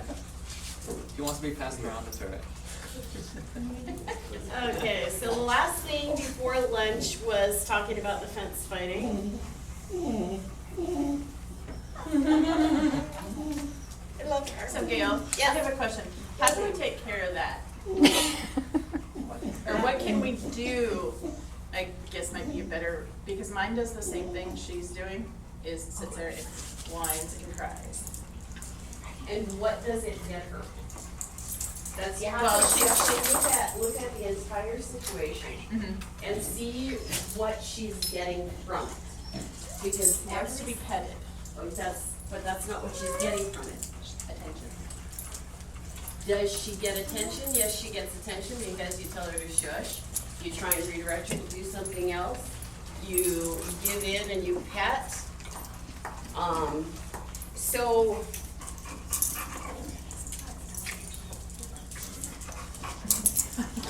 when a dog does that noise, for the most part, it's not that big a deal until it becomes a big deal. So I would take that over barking any day, as most people would. However, if they carry on and on and on, and it gets to the point where you're not okay with it, or if they do it once and you're not okay with it, I mean, because it's your home, you determine what behaviors are acceptable in your home. So if that is not a behavior that you're willing to accept, you have to see what that dog is getting from that behavior. So if your response when they do that is shush, or go over and have them calm down, I'm not far away. So they do things that work. So it's either worked in the past or it's continuing to work to get your attention. So then your bathroom can become your best friend.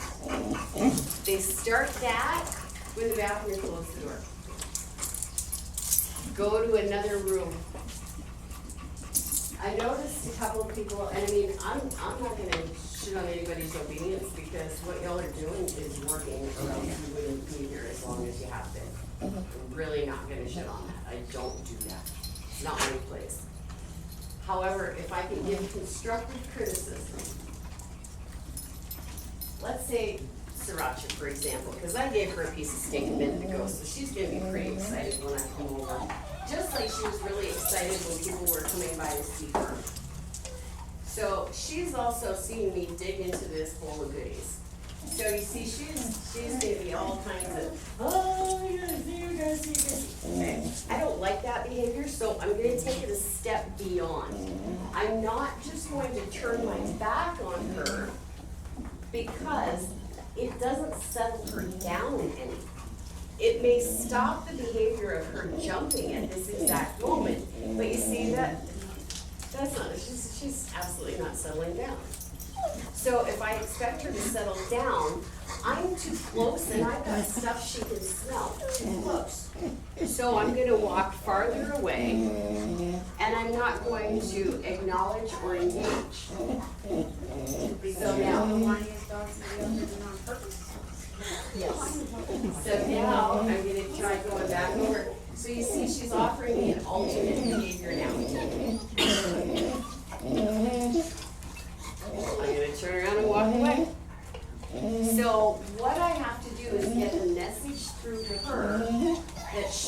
needs to be settled before she's getting my attention.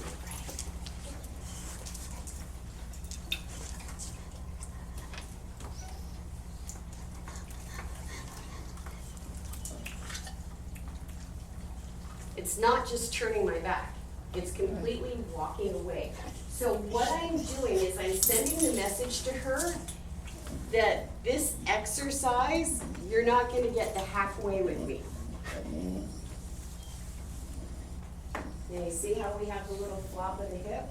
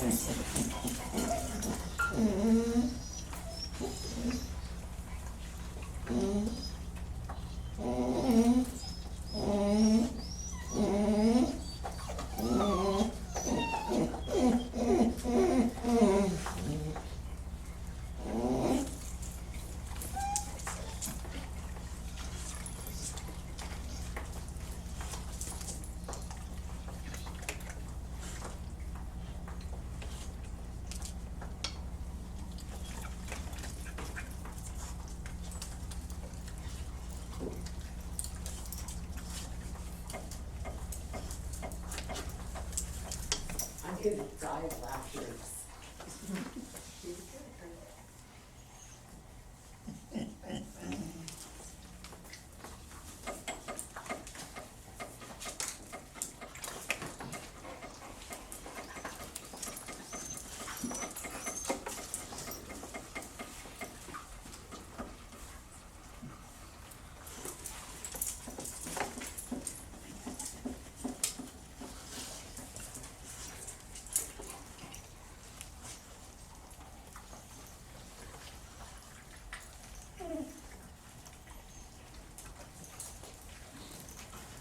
Now you see, it was the all or nothing. The behavior that I wanted was her laying on the floor calmly. Every time that she popped up, I went away. Every time that tail was going too much and she started that excitement thing, I had to walk farther away because distance is your friend in de-escalating the excitement in a dog. So, how do you translate that to a dog that does that for a long period of time? Remove whatever it is that is causing that escalation. So, you saw how you do it with the physical aspect, you can translate that to the verbal aspect.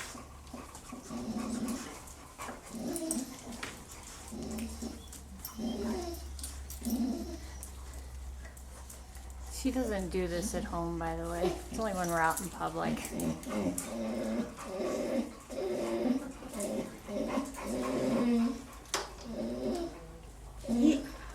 Yes.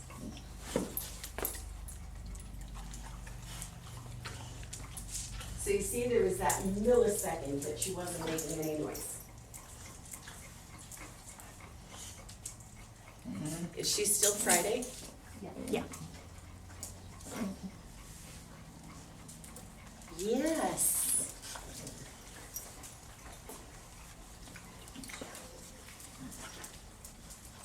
Yes.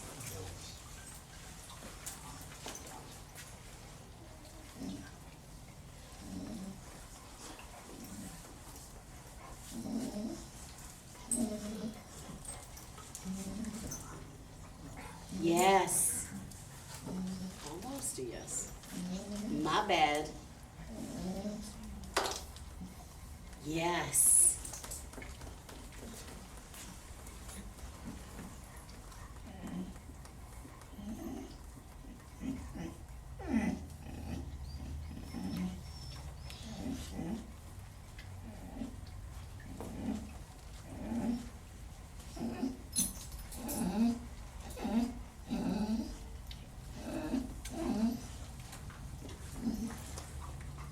Yes.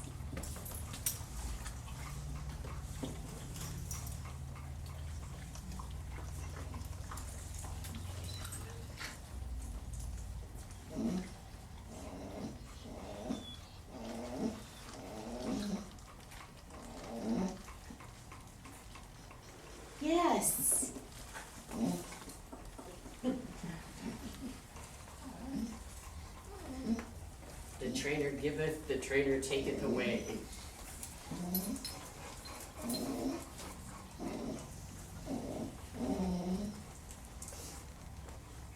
Yeah.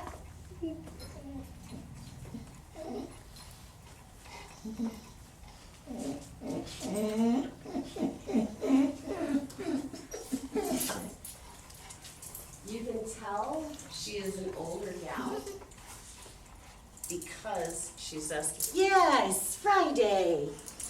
Yes. because she's had years to perfect this. Yes, Friday.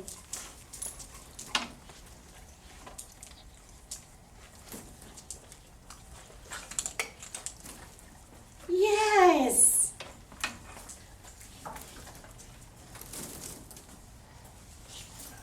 Yes.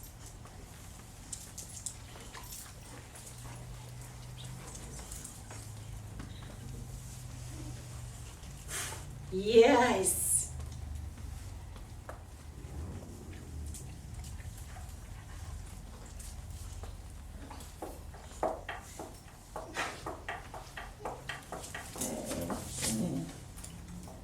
Yes.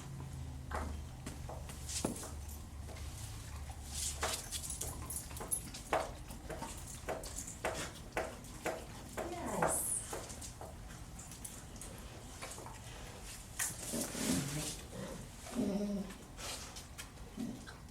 So you'll notice though, it is de-escalating.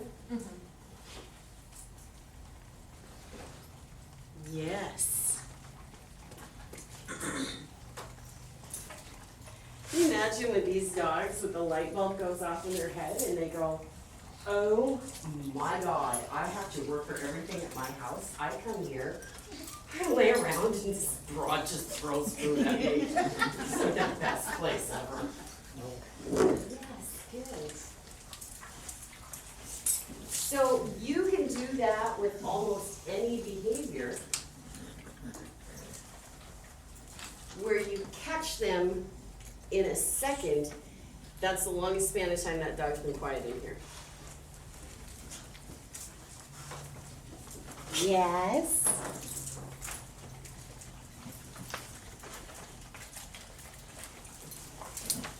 So you see how that works? You catch I that. have to catch that. You got, and you know what? Just a millisecond.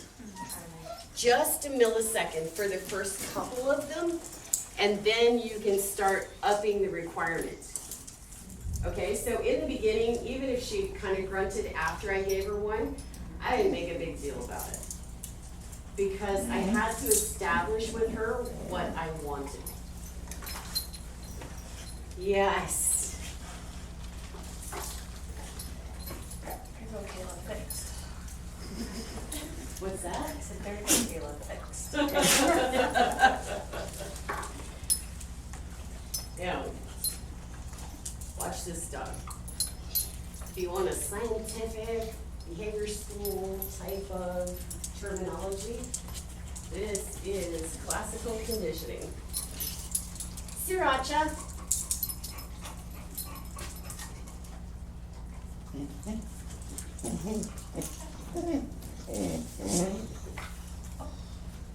Yes. Good girl. Dogs do what works. To get what they want, a dog will do what works. Okay. So, you can combine obedience with behavioral, because you use the behavioral to get certain behaviors and calmness out of your dog, and then you can add the obedience in with. But just keep in mind, they are two distinctly different things. Behavioral is what they will offer you. Obedience is what you ask for. So just because you have an obedient dog does not mean that you have a behaviorally sound dog, and vice versa. In an ideal situation, you have both. So, to fine tune and combine where the crossover is between obedience and behavioral, is in your approach to obedience. If you want your nice, beautiful, beautiful behavioral down right there, right there, that is an absolutely beautiful behavioral down. That's almost a behavioral down, but her ears are still flicking every now and again. What's going on in the room? See? Did you see that little radar? And then he pops up. Of course he did. Because that's how dogs are supposed to do. When I'm teaching something, they're supposed to do that. When they say that it was perfect, they get up and they go, see you, lady. So, the crossover between behavioral and obedience. Sit, sit, sit. I said sit. Come on now, sit. Let's sit. You can sit. I know you can sit. Oh, okay, down. But I meant sit. Put it down, it's okay. There are so many things wrong with that entire interaction. Because every time you open your mouth, your dog wants to engage with you. When you're telling a dog or a human what to do, okay, so let's look at humans. Who has children? You have children? Children? Okay. So, you tell your kids to get in the house and wash up for dinner, and they don't. And the second time you say, get in the house, it's time for dinner. And you then say, I said, get in the house, it's time for dinner. Right? Because they didn't listen to you, so you get frustrated. You told them what to do, they didn't do it, you get frustrated. Here's the difference with a dog. You tell them what to do, they don't do it, you get frustrated. You now have a tether connecting you to your dog. So the frustration you feel from repeating yourself over and over and over again goes right down into the leash. Also, you don't want the dogs at any point in time to think, sit, sit. I got 3 more before she needs it. Sit. So you don't want to get into the habit of saying sit 3, 5, 7, 12 times before they actually comply, because that starts a habit. Then you no longer have an obedient dog. You have an obedient dog to the degree that they think they still have X more chances before they actually have to do it. So that the command to them turns into sit, sit, sit, sit, sit, sit before they comply. On top of that, you do not want to reinforce a non-compatible behavior. So if I'm saying sit, sit, sit, and that dog is laying down, what's to stop that dog from connecting the action of laying down with the word sit? No, it's a good connection. There is an absolute good chance that your dog will follow the alternate behavior than what you're asking for. Does that make sense? Like if all they hear is sit when they're in a down, or if they're standing, what's to stop them from thinking that that noise, sit, means something other than what we want it to mean? And to prove that dogs do not speak English. May I borrow this one? You want her on or up?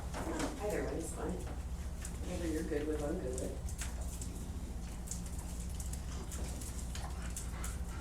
Assieds-toi. Viens ici. Ici. Ici. Assieds-toi. Tombe une planche. So your genius dog speaks French. Just letting you know. Just letting you know. She knows sign language too, so we're multi-bilingual.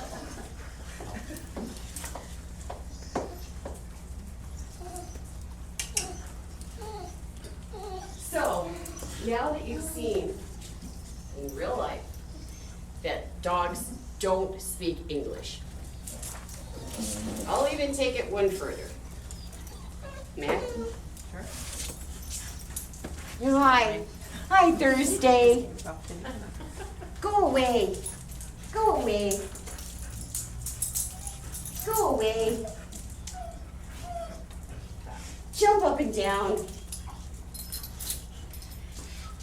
Play dead. Okay. So my words mean nothing to this dog. Does it now make sense that after you say a word, when they have an action, that they don't think of it as a word, it's a noise? Sit. Almost. Oh, there's treats on the floor, my bad. No. Down. But you see how obedience can kind of go off the rails very easily? Very, very easily. Friday. Here. Good girl. Good girl. So basically the words that we use mean nothing until they've been repeated enough times that they associate the sound with the action that got the reward that they wanted. Does that all make sense? Yes, Gail. I always thought it would be fun. Green is red is down and yellow is up or something because the sound, it's the action that you do that makes them. My Rottweiler, I had alternate terms for her, because I lived in a neighborhood, that was, as a single mom, and I couldn't afford a better neighborhood than what I lived in. And it was not the pillars of the community that I was neighbors with. As a matter of fact, I think I was on a first name basis with the cops because they patrolled the area so much. So being a single mom with a 110-pound Rottweiler, I didn't want to run the risk of somebody in my neighborhood throwing commands out at my dog and usurping my authority over my own dog. So I trained her in part Italian, part German, part colors. When I would say red light, she would sit at heel. When I would say green light, she would start going. So if you repeat something often enough and associate it with something that they're doing, you can train your dog in anything.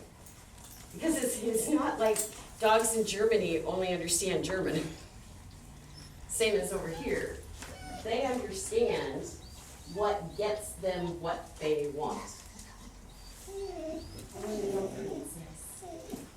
So even if the dog isn't familiar with the language that you're speaking, they're still only familiar with the sound that they originally were trained in. If the dog came from Germany and everybody around them spoke German and came here and told it to sit, they'd just look at you going, huh?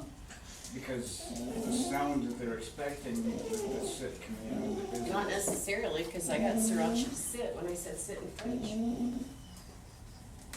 Because Interesting. I had The reason I was thinking of that is because, the TV show kind of thing, the bad guys are confounded by the fact that this dog that they've kidnapped, they can't get it to do anything. And they walk in and speaks Belgian or something to it, and the dog's just jumping it's through all the because hoops. that noise is what that dog has connected with.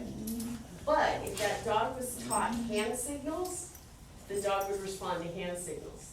Right. If the dog, but something, I could combine my body language, because they pick up on our body language. They interact with our body language completely. That's why we do that turn around, not just turn around, but turn around and walk away. Because now the dog is hearing that, Yep, right? yep. So, language is a funny thing. Dogs don't use language the way that we do. So, here's a theory for everybody to kind of mull around a bit. Dogs' brains are not manufactured in such a way that language as we know it translates to them. No matter how much training we do, no matter how much teaching, no matter how many treats and how good they are, they will never be able to command language the way that human beings do.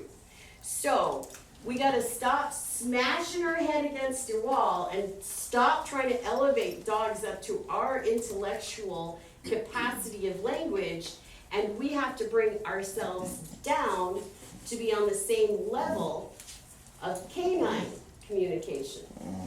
Canine communication is basically body language. If there's a repetitive thing that over time they recognize and associate that this particular action gets this kind of result when I hear that particular noise. It's the same way if you ring a bell.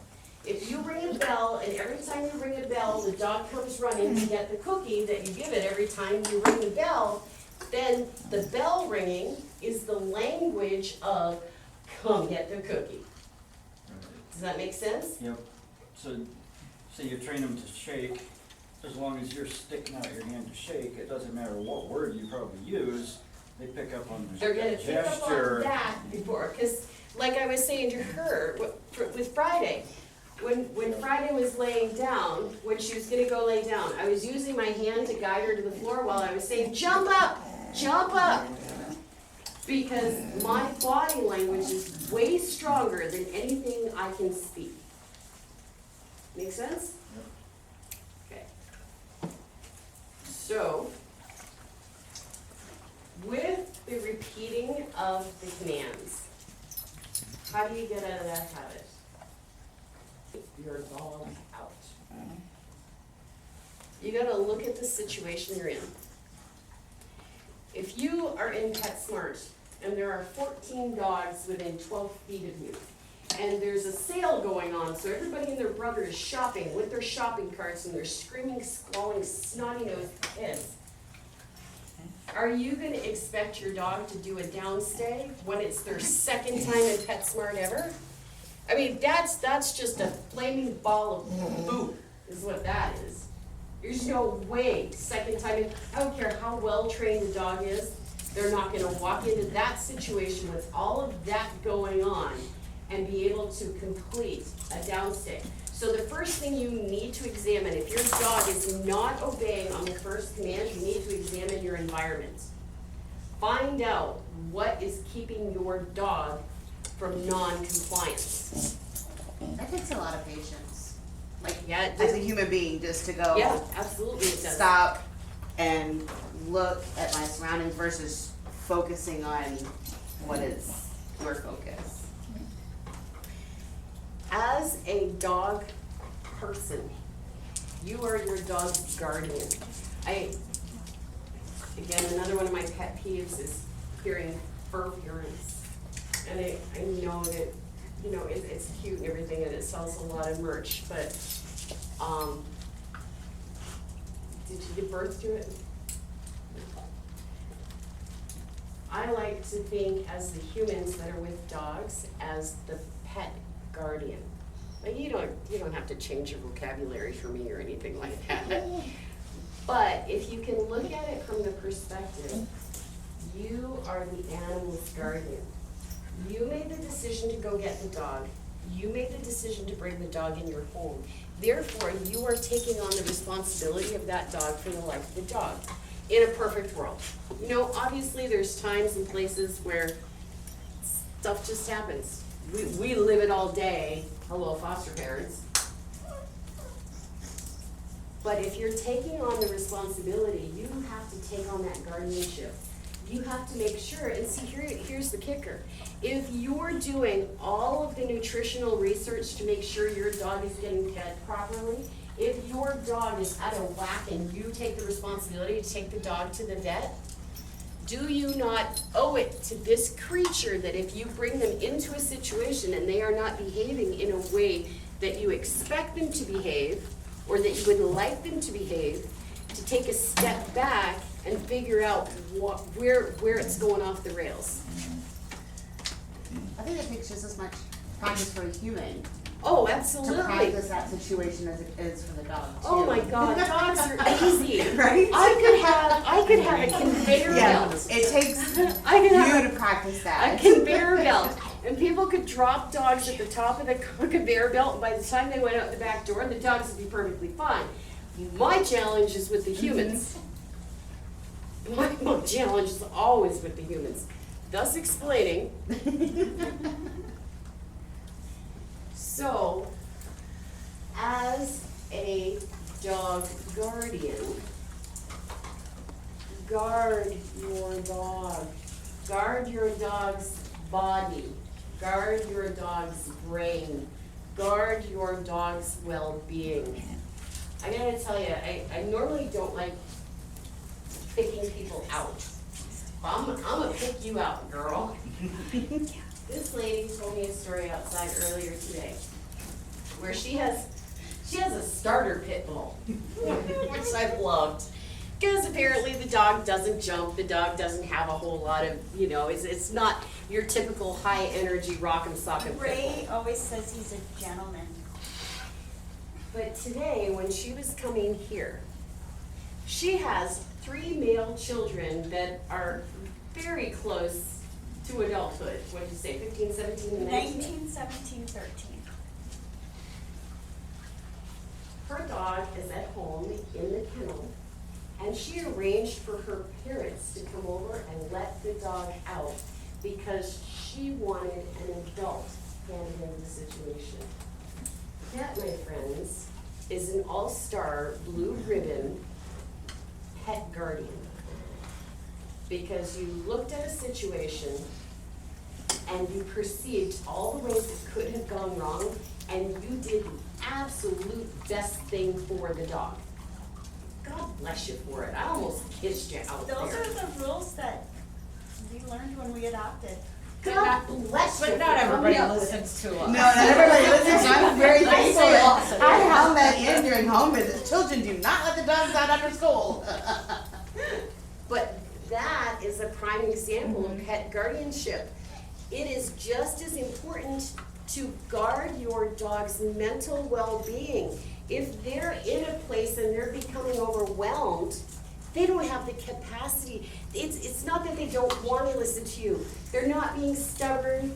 They're not being spiteful. Dogs don't know how to be spiteful. Ornery. They're not. That's the word we hear a lot. Ornery.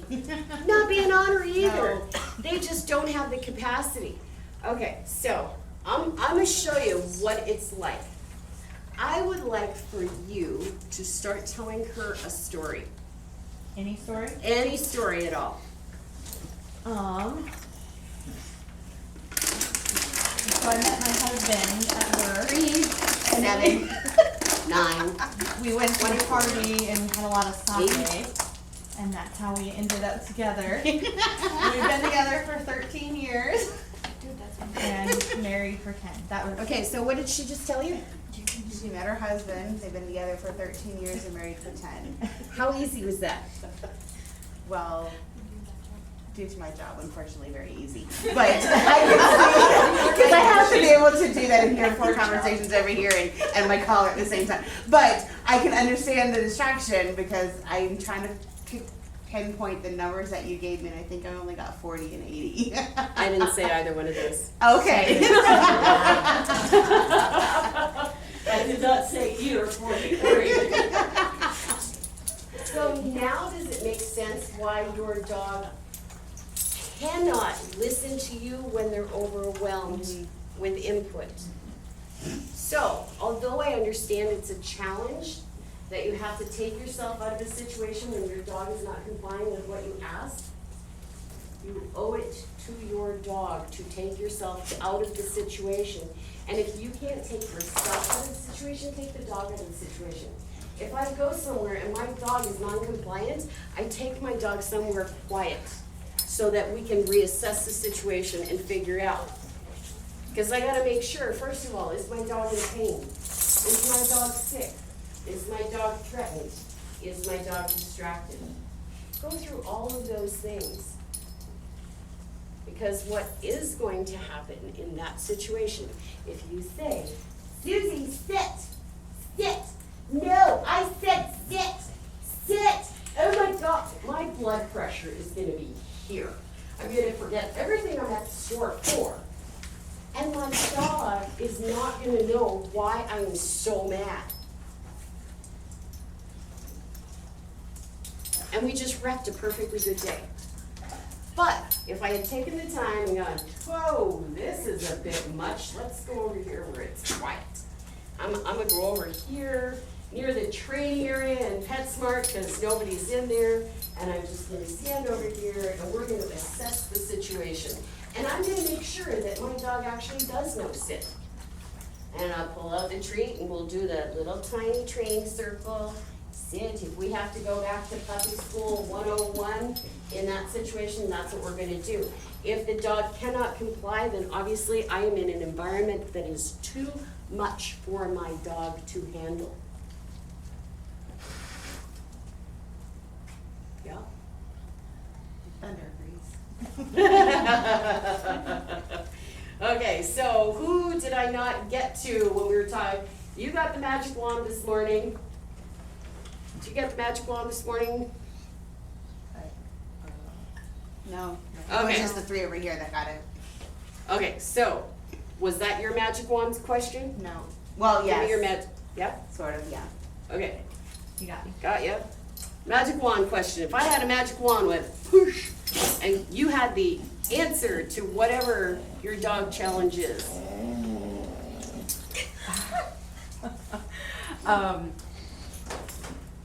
So I guess the thing I've noticed lately with my dogs is that they get all riled up when I'm ready to feed them. They're fine until I walk to the food area.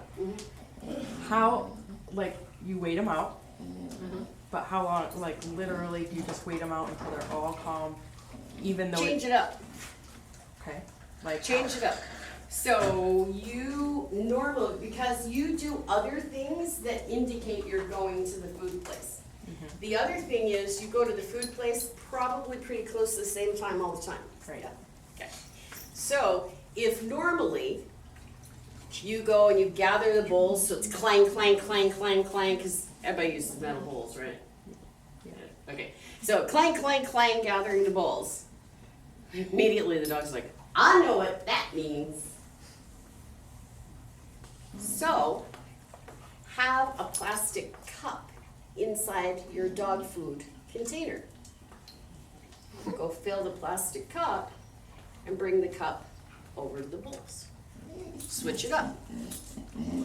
You can do the behavioral downs beforehand. You can move the dog's bowls. And don't let them see where you're putting it. No, seriously. Fair enough, yeah. Don't let them see where you're putting it. When you have a routine that is causing an upset or undesirable behaviors, change the routine. Change the routine, you change the behavior. Okay? I wouldn't swap the places that they feed. So if one dog eats, because obviously you separate your dogs while they're eating. Yep. Say one dog is over here and the other dog is over here. Put one dog up here, one dog down here. So they're still in the same general area, but they're gonna go over to their bowl and it's not there, and then what? Okay, so you broke that pattern. Escalation is a pattern and it feeds on itself. So by breaking up the pattern, you're gonna break up the escalation. Good? Magic wand.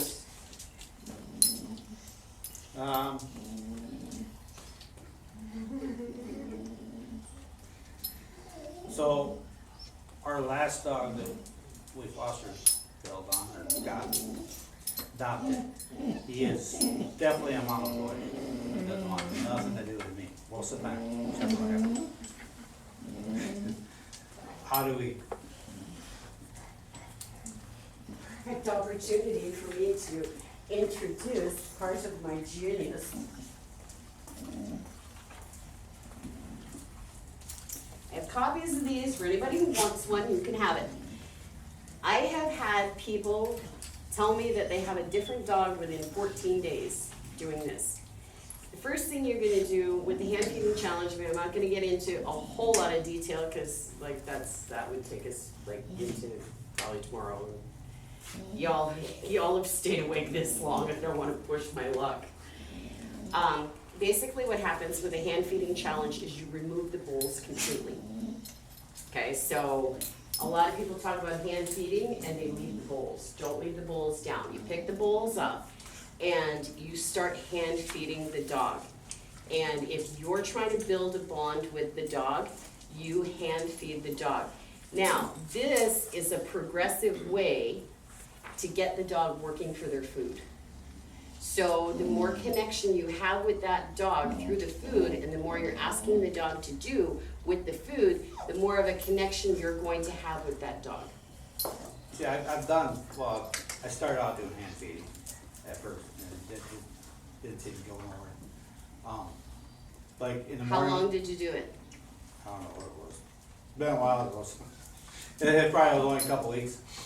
Okay, so how many times did you make the dog work for the food, and how many times did you go through a learning process during the working for the food? Well, it's slowly get closer and closer to me every time, you know. That's what we did for work now. But even now, like, if he wants food from me or a treat, he'll take that, no problem. No, stop. But, like in the mornings, when he's gotta go potty right away, he's all over me, he's on top of me. I mean, They're best friends. but Yeah, but that's Otherwise, what no. dogs do. Dogs will use whatever tools are necessary to get what they want. He wants to get out and go pee, so he's gonna be nice to you, so you open the door so he can go out and pee, because he didn't want to pee in the house, right? Yep.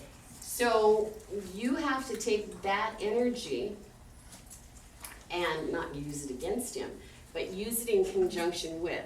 So part of building a bond with a dog is the learning process. So if there's something that you can teach the dog, I'll give it to you right now, Okay. no problem. So there's stuff in there that I'm sure your dog doesn't do, like go under your legs. So going through the process, you have to learn how to get a dog to go through your legs. The dog has to learn that that's what you want in order for him to get the goodies. So by the two of you going through the learning process, that's gonna build that bond.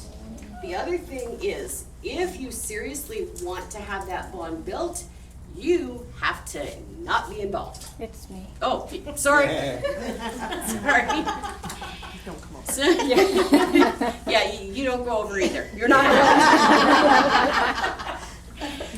So, if he is your baby, you have to step back. You gotta cut them apron strings, mama. That's what I did. When he come in, he was extremely shut down. He wouldn't come to either one of us, but I did the hand feeding thing. And then he slowly, I gained his trust, and that's when we learned, or taught him, you know, it's okay to come out of the bedroom. It's okay to come through a doorway. So in the beginning, it was a lot of the milestones I was teaching him. So I think that's how we bonded so close, because he was so shut down. But that's exactly the same thing. He is still shut down, or else this wouldn't be happening. I mean, it's not to say that your bond is gonna be identical. If he's already imprinted on you, then your bond will never be as strong as the one that she has. But it doesn't mean that he has to be terrified of you and shy away from you and all that other stuff. So that's where your presence is gonna have to be a lot quieter in that situation. And it's also gonna depend on how much patience you have. Because when you're dealing with a damaged dog, you have to have the patience to work at that dog's pace. So where somebody who has a well-balanced dog would go through that booklet in 2 weeks, it's gonna take you longer. Yep. So anything that you can discover with that dog together, that will immediately build the bonding thing for you. Okay?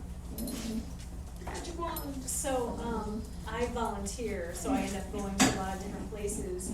And if the foster isn't already there with and having had put on a dental leader, putting on the dental leader can be a real challenge. Do you have any tips, especially for a dog you don't know? Bring the flaming down.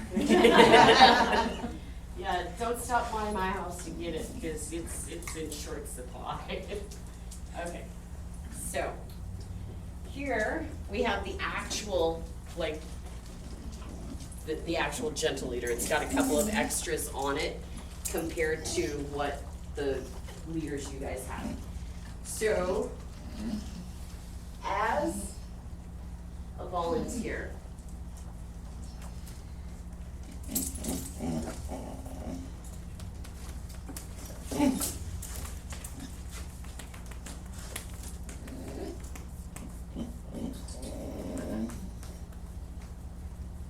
good, there you go. And stop and go get something else. You can get a dog into this as your first time out, but take a couple of runs at it. Because if you, as a stranger, walk up and you're doing this to the dog, because that's in effect, that's what these do, right? But that's what the dogs think they do.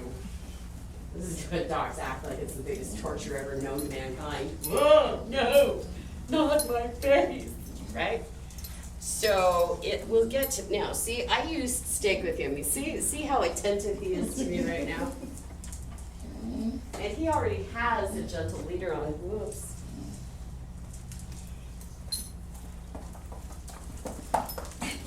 Oh, yeah, let me in there. Let me in there. There you go, Mary. There you go. Good man, good man. And I'm not gonna snap it on his head. So before he has a chance to get stressed, I'm just getting that snout in there and giving him a treat and I'm walking away. And then I can go over to another dog and do the same thing and give them the treat and walk away. And then it will take probably, he's all about it. You see, I got the big, over here. He's all about it. I would be able to snap that on him, no problem. But I would take at least 5 cracks at just getting his face in there and giving him a treat and go to another one and go to another and go to another one. And I know that it can be a little bit time consuming. But in the long run, if you don't have a stressed dog and you don't have a dog freaking out because you're a stranger trying to put something on their face, what's 10 minutes in the grand scheme of things? Yeah, a lot of times actually it'll take a little while for them to settle down, because they're, I open the kennel and they're bouncing off the walls. So Sure. when there's this, kind of quick getting to know each other before there's the attempt to quick, trick them into getting the gentle leader on, because none of them like it. So instead of trying to trick them, we'll do it willingly. Yeah. That was what happened there. And every step of what you do with this leader should be done individually. Okay? So, he wants his face in there, don't you? Yes. And now what I'm gonna do is I got it over his face. I'm gonna tug a little bit on it. And I'm gonna do this. Come on, go boy. Yes, go boy. There you go. And I didn't snap it, I just tugged on it. So if I can tug it and juggle it a little bit and get him desensitized to that feeling, when I do go to snap it on, it's gonna be a lot less of a fight.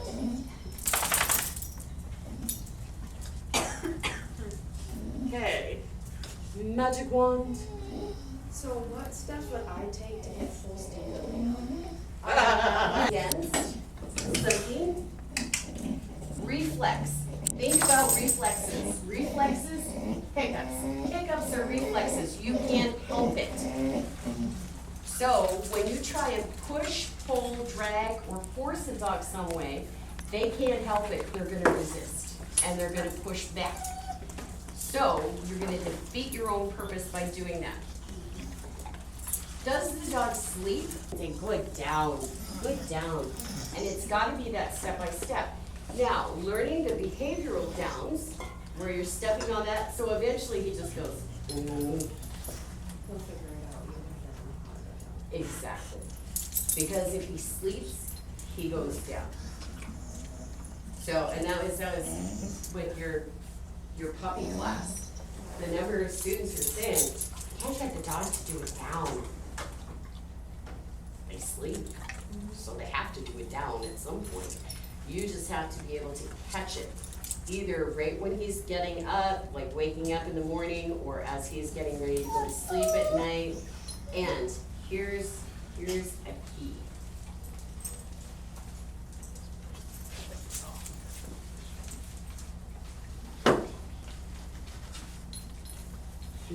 He's a trick.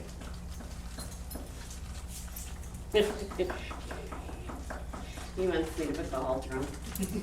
Friday. Down.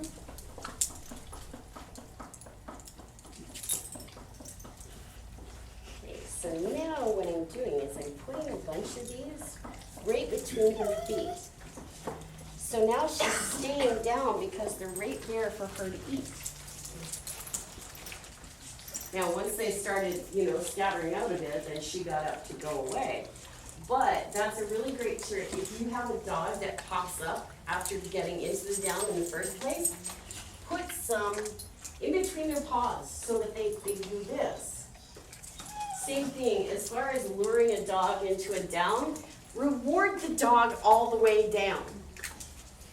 If you can get a dog to just tuck their head like that, give them a treat, because that's the beginning of it.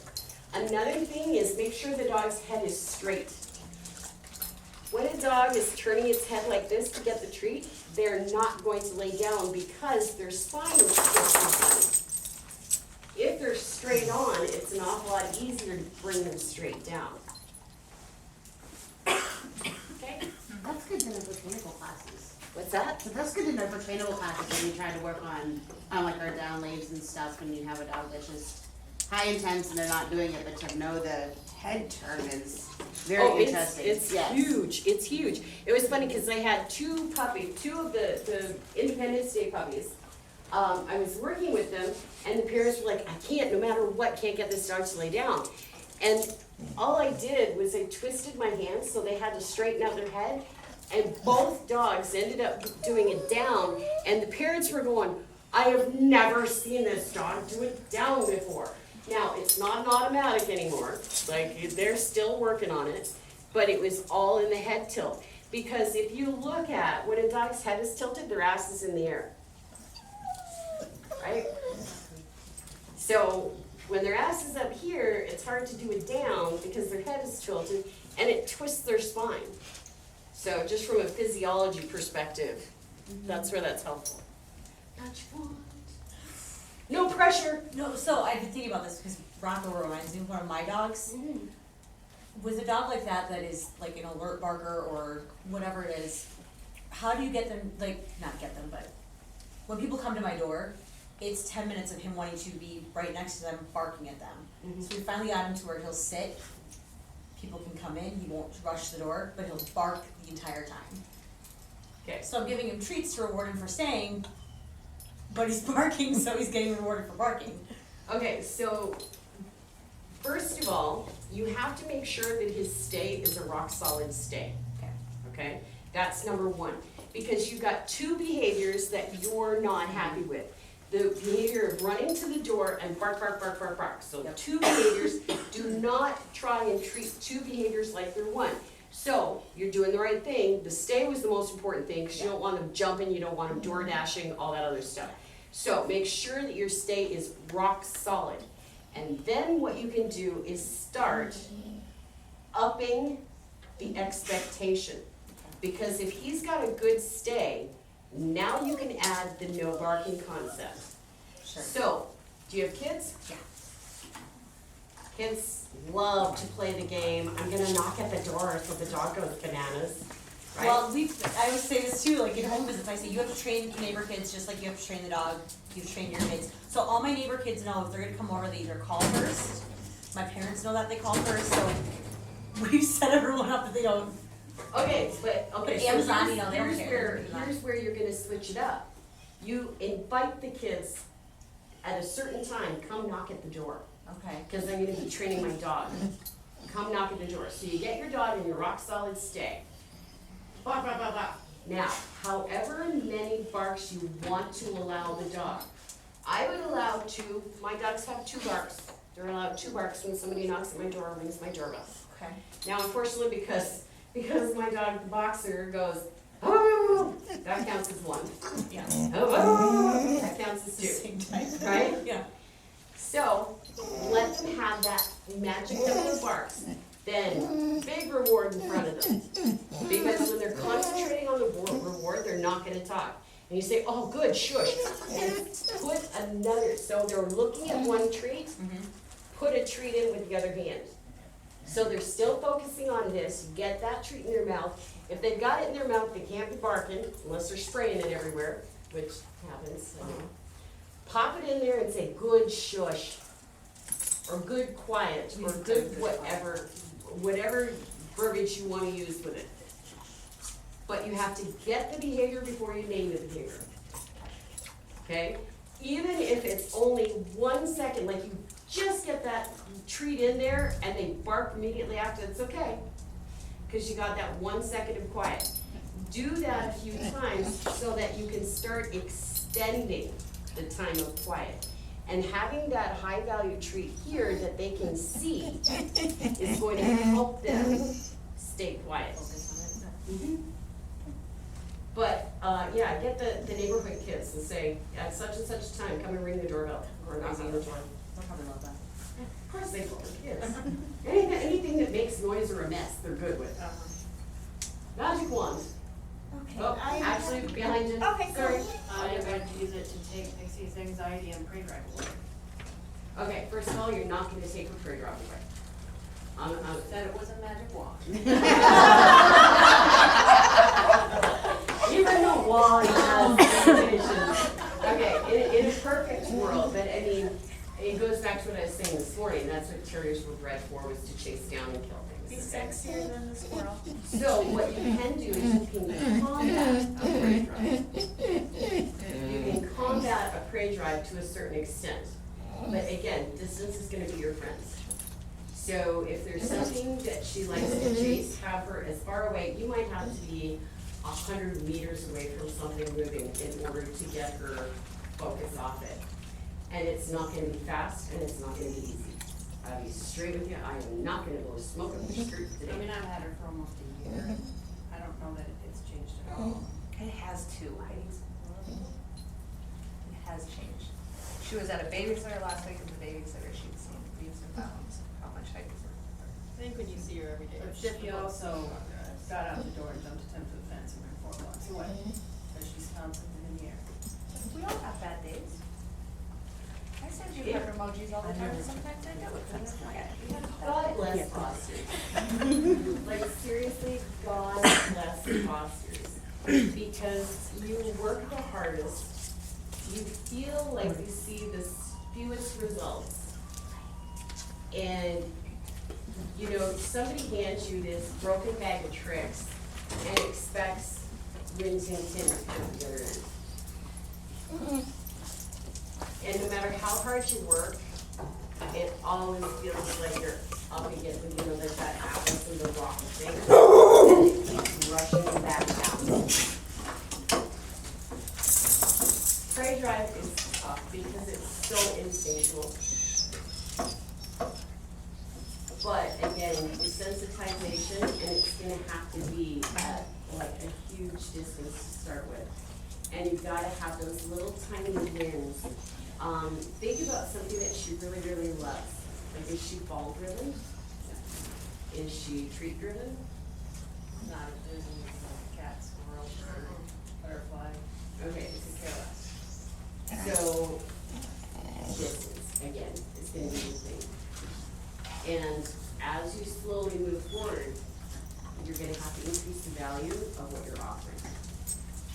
Because now you gotta stack the deck. So I would say, if you're 100 meters away from something and she sees it and she doesn't like, bleh, kibble. Kibble, there you go, you get kibble for that.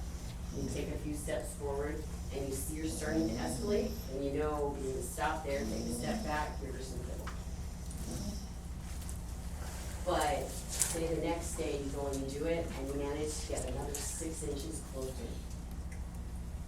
Then you can give her a hot dog and then go back to school. And then the next day, if you can get 1 inch forward, but then you get pushed 9 inches back, stay with it. The next day you go, you get 9 inches forward and you only have to go 2 inches back, hot dog. Does that make sense? So Yeah. you're gonna. I've been doing like hot dog or ham, putting a little smoke in it so the smell is really intense. So when I wanna redirect her attention, the aroma can have more intense, so many times. Yeah, and that, yeah, because it's all about smell, it's not about taste for a dog. That's why they like hot dogs, because hot dogs stink. Well, So- some of the liquid smoke on whatever makes it more intense than the aroma. Oh, More absolutely. reactive. Absolutely. Redirection. But again, with that redirection, is the redirection happening when the cat is like here? Or are you? No, okay, but let's say comparatively. Is it more like where I was up close there? Or is it, I'm like 2 football fields away and she sees a speck bouncing in the distance and loses her shit? Pretty much. You know, if she sees it, she loses it. Even if it's a speck? In that regard, I have a question, I guess. Would something like a cat toy with a butterfly on the end of it, would that be a way to distract her? No. Because what that does is that feeds the prey drive. More drive. Okay, that makes it. That feeds the prey drive, because prey drive is the need to go chase and catch something. And if you have a flirt pole with a thing on it, There. you're enticing the dog to chase and catch it. She doesn't like the flirt pole either. She doesn't like a flirt pole, but she wants to. And it has a big squirrel tail on it. Star was the same way. It was for somebody else. flirt pole at all. She could care less. But you put a squirrel on the fence line and she was dead on prey drive. Yeah. Yeah. The unfortunate thing with prey drive is you can start knocking some of the corners off it, but prey drive is prey drive. That is instinct. And it's a reflex. It's beyond, it's beyond reflex. It's in their DNA. Yep. Like, you can't change their DNA from that. Not saying that you can't take the edge off it so that it's not so intense. But with that being said, they can revert like that at any given time because it's instinct. You can't do anything about DNA. There is never gonna be a time in that dog's life where she can be trusted around a cat or a squirrel. And I don't even have to meet the dog, and I can tell you that, because when it comes to especially prey drive, it is in their DNA. And until we come up with some kind of device that, we can mastermind their DNA, we're gonna shut the hell up with that. But what you can do is, like I said, from a distance, that's gonna be the only way, is from a distance. And it may take you 3 weeks with something 100 yards away before you can even move 6 inches closer. I'm saying I train the squirrels in the neighborhood, so that would be easier. And squirrels. But the thing is, until there's an opportunity to set up a training environment where you orchestrate it to start getting the dog to do that. I mean, obviously, we all know you can't control where cats and squirrels go, because they're cats and squirrels. But the same way we can't train these cats and squirrels where to go, we can't train that prey instinct out of the dog. She's also very reactive to other dogs, and we've been working with Anna and her dog in the parking lot. We do 5 minutes, and when she gets anxious and looks at Percy, I say, leave it, and she looks at me and then she treats. And And again, that's the instinctual stuff. I can't stress for you enough to try these behavioral downs.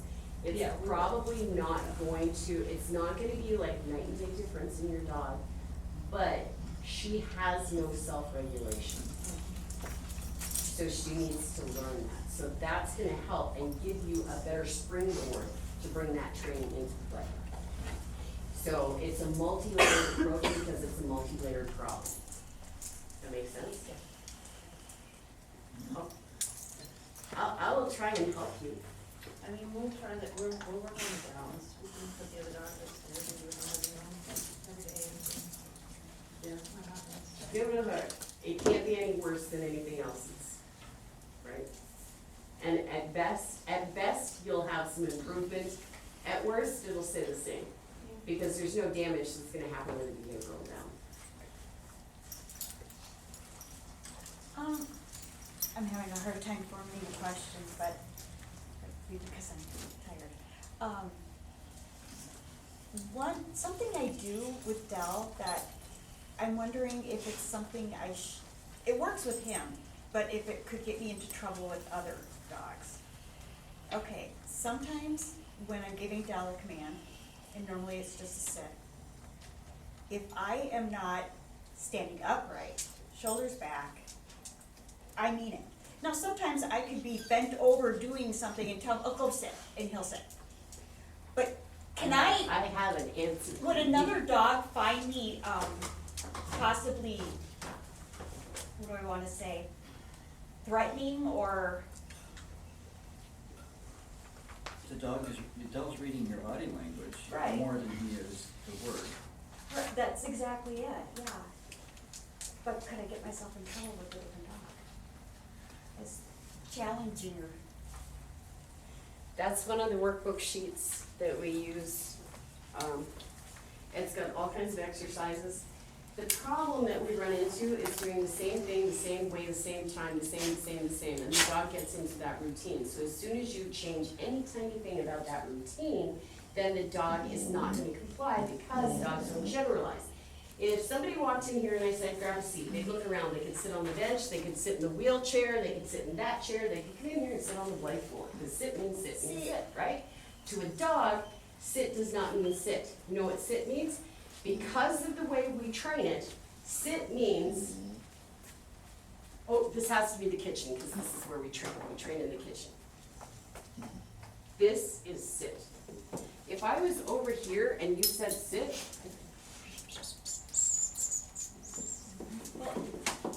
okay, so. That isn't him, luckily. So on there is a series of exercises of positions you can put yourself into to practice sit so that you can help your dog generalize. The number of people who tell me, okay, who in here has a strong sit? Tell me your dog has a strong sit. Strong sit, anybody. Okay, but a dog. Dell normally does, it's just every now and then, and I find when he's in that mood or that situation, the way to correct it is for me to straighten up and give it again.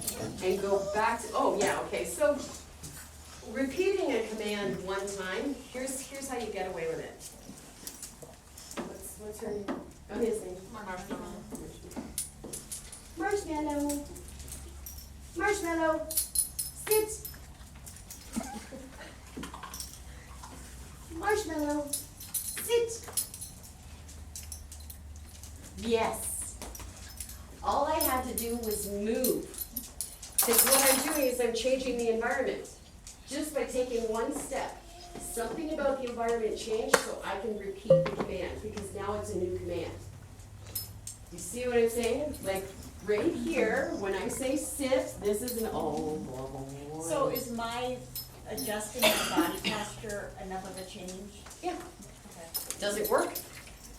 Normally, yes. Then yes, it is. You just have to switch something up. But I'm not, repeating. is that something, that kind of change in your body positioning language, could that be seen as a challenge to another dog? Do you know what I mean? It depends. It depends on how you know the dog. If you don't know the dog well, why are you telling it to sit? Okay, there's one thing. If you don't know a dog well enough to know what their reaction to you is gonna be, then you shouldn't be giving it commands. But if you are in a position where you do have to give another dog commands, anytime you square off with a dog, that can be looked at as a challenge. So all you would have to do is just slightly turn this way and say sit. Make sense? Was that what you were getting at? Yeah, cause it works Okay. with my dog, and my dog doesn't see it as a threat. But it is something that I could get in trouble with somebody else. Yeah, I would definitely do that. All you gotta do is just adjust to the side, so you don't look like you're squaring off against a dog and causing them to be uncomfortable. I think I kinda already got an answer for my magic wand question with the thing about the language and. Oh, okay. And I've already learned so much, I'm not sure I could come up with anything else, Yeah. I got you. Answered. My question was the The whiny stuff? Yeah. Okay.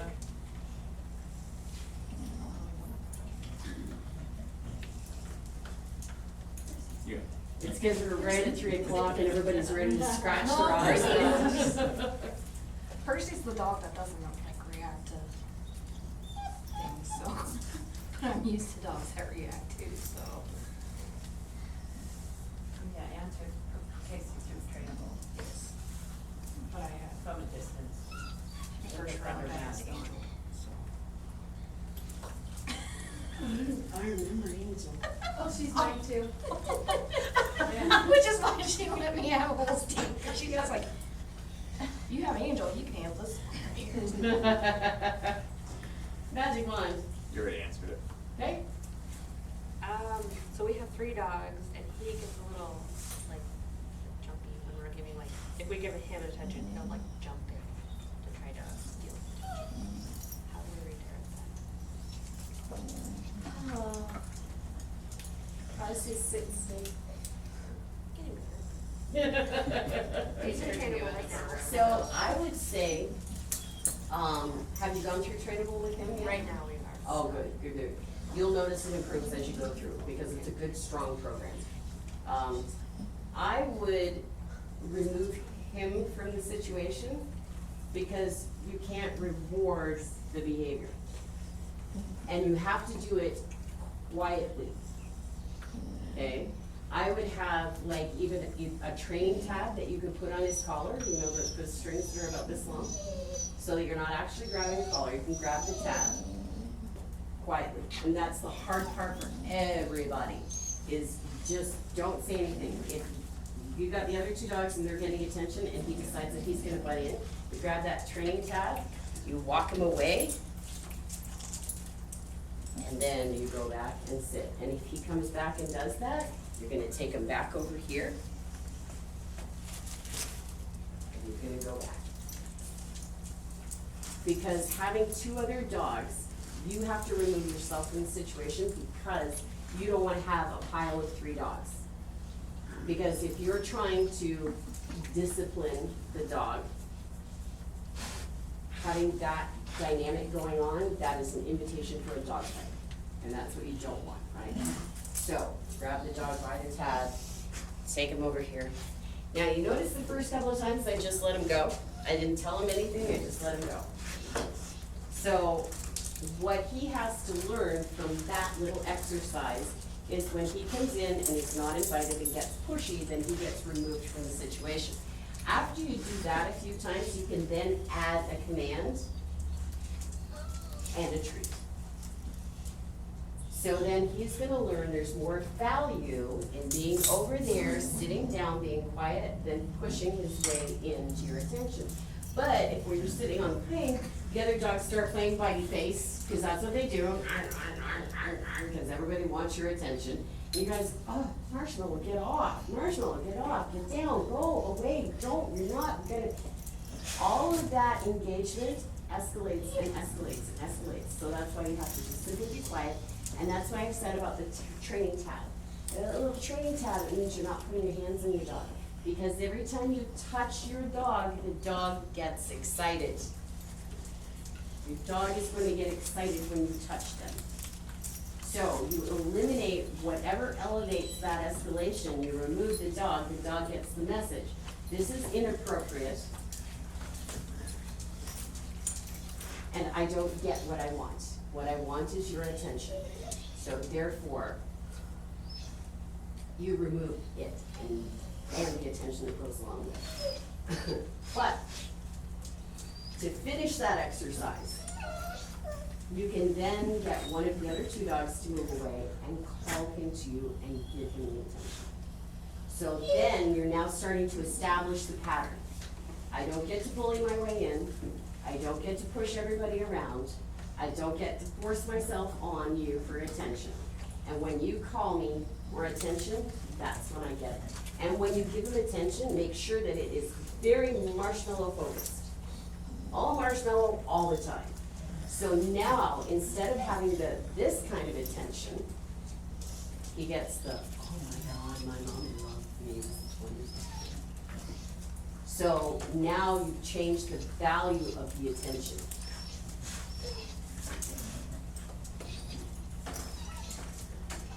Like, I got you over. Okay.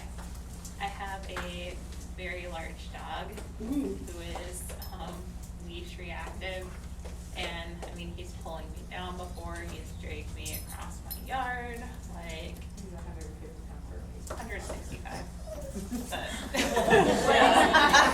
I'm just wondering, like, he is very food motivated, but like I have to be able to catch it. So if he sees something before I do and I don't grab his attention before that, then it's like, it's game on. So I didn't know if like anything behaviorally, like from what we're doing today, like could help. It's actually, first of all, the behavioral stuff, no matter what You're gonna say issue you're behavioral dealing with, seriously, no matter what issue you're dealing with, teaching your dog how to relax and self-regulate is good. Because if a dog is leash frustrated, leash reactive, dog reactive, people reactive, duck reactive, I don't care what kind of reactive, if they have any inappropriate behaviors, they like to jump on people, they like to hump people's legs, I mean, whatever it is, if you really look at the behavior, it's a lack of self-regulation. They don't know how to control what they're feeling, so you end up with this explosion of feeling. Okay, or explosion of action. I shouldn't say that when we're talking about leg humping. But you hear what I'm saying, right? So, start with the behavioral bounds and then set up your training scenarios. Just like we were talking about with Pixie. If you can get far, far away, see where your dog's threshold is, and you want to keep them under that threshold. Like I was talking about Spider-Woman. We were talking, you know, right. I'm standing back here with a spider handing her $100, $1,000 bills. She's fine, because that's under threshold. Her threshold was about here. Okay, so at that point, I wasn't gonna get any farther or any closer to her or any more successful in that exercise, because that's where her threshold is. So at that point, that's where I have to start backing off and give her repetitive times of seeing that that spider's not going anywhere, and then I can start inching closer and closer. So what you need to do, and I understand, it's so hard when you do have a reactive dog, because you still have to live life. You still have to walk the dog, you still have to get out there and have exercise. But you also have to set up training scenarios so that you can start putting that foundation for the proper reactions to happen. So I would say, like if you go to the dog park, because I live over on the east side. So when I say go to the dog park, I don't mean go into the dog park. Do not go into the dog park. That is a cesspool of grossness and a bunch of irresponsible people who think it's a live-in babysitter. Oh, let the dogs go. I'm just gonna get on my TikTok and Facebook and, oh, there's blood over there. Oh, that might be my dog. Ugh. Okay. So you know they have those two big parking lots in the soccer field? Put it in a very far parking lot. Get out of the car with your dog and look around. If the dog sees a dog off in the distance and doesn't react, woohoo, good job, there's your treat. Go a little bit closer. Sees the dog, no reaction, woohoo, there's your treat. Get in your car and go home. Because you just had a win. You just showed your dog that they could see dogs 100 yards away and nothing bad was gonna happen. But call it there. You can go back the next day and get closer and closer and closer, but it's gonna take time. The unfortunate thing about reactivity is it is emotional damage that has been done to the dog, either by their environment, by human, by attacks. I mean, it could be just genetics. Genetically, they're not that sound a dog. But for whatever the reason is, you can start by setting these things up and painting a picture, and then paint your dog into the picture bit by bit by bit.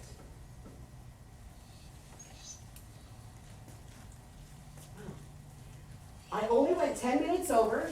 Yay me. As you all can tell, I have no shortage of words. I hope that it gave you the information that will be helpful to give you an alternate perspective of something that you can use in conjunction with your obedience training to make your lives easier and make these dogs' lives easier. From the bottom of my heart, I would like to thank every single one of you who works with these dogs, because the few that I have met have touched me like you don't even know. Oh, I am so not that person. Totally not that person. I am absolutely not that person. My God, I could have 47 dead bodies in front of me and I'd step over them to get to a hot dog. Like, I swear to God, anything, a dog stubs its toe and I'm useless. Anyway, the opportunity that you have given these dogs for successful lives, I would like to thank you so very, very, very much. I've kind of been on the outside looking in because I've done a lot of work with the shelters down in Sioux City and helped from that aspect, especially when you guys were so full that you couldn't take on anymore. And every single one of these dogs has touched me in a way that you can't. So, if everybody wants to wake up, you can go home now. Thank you for sharing your knowledge with us.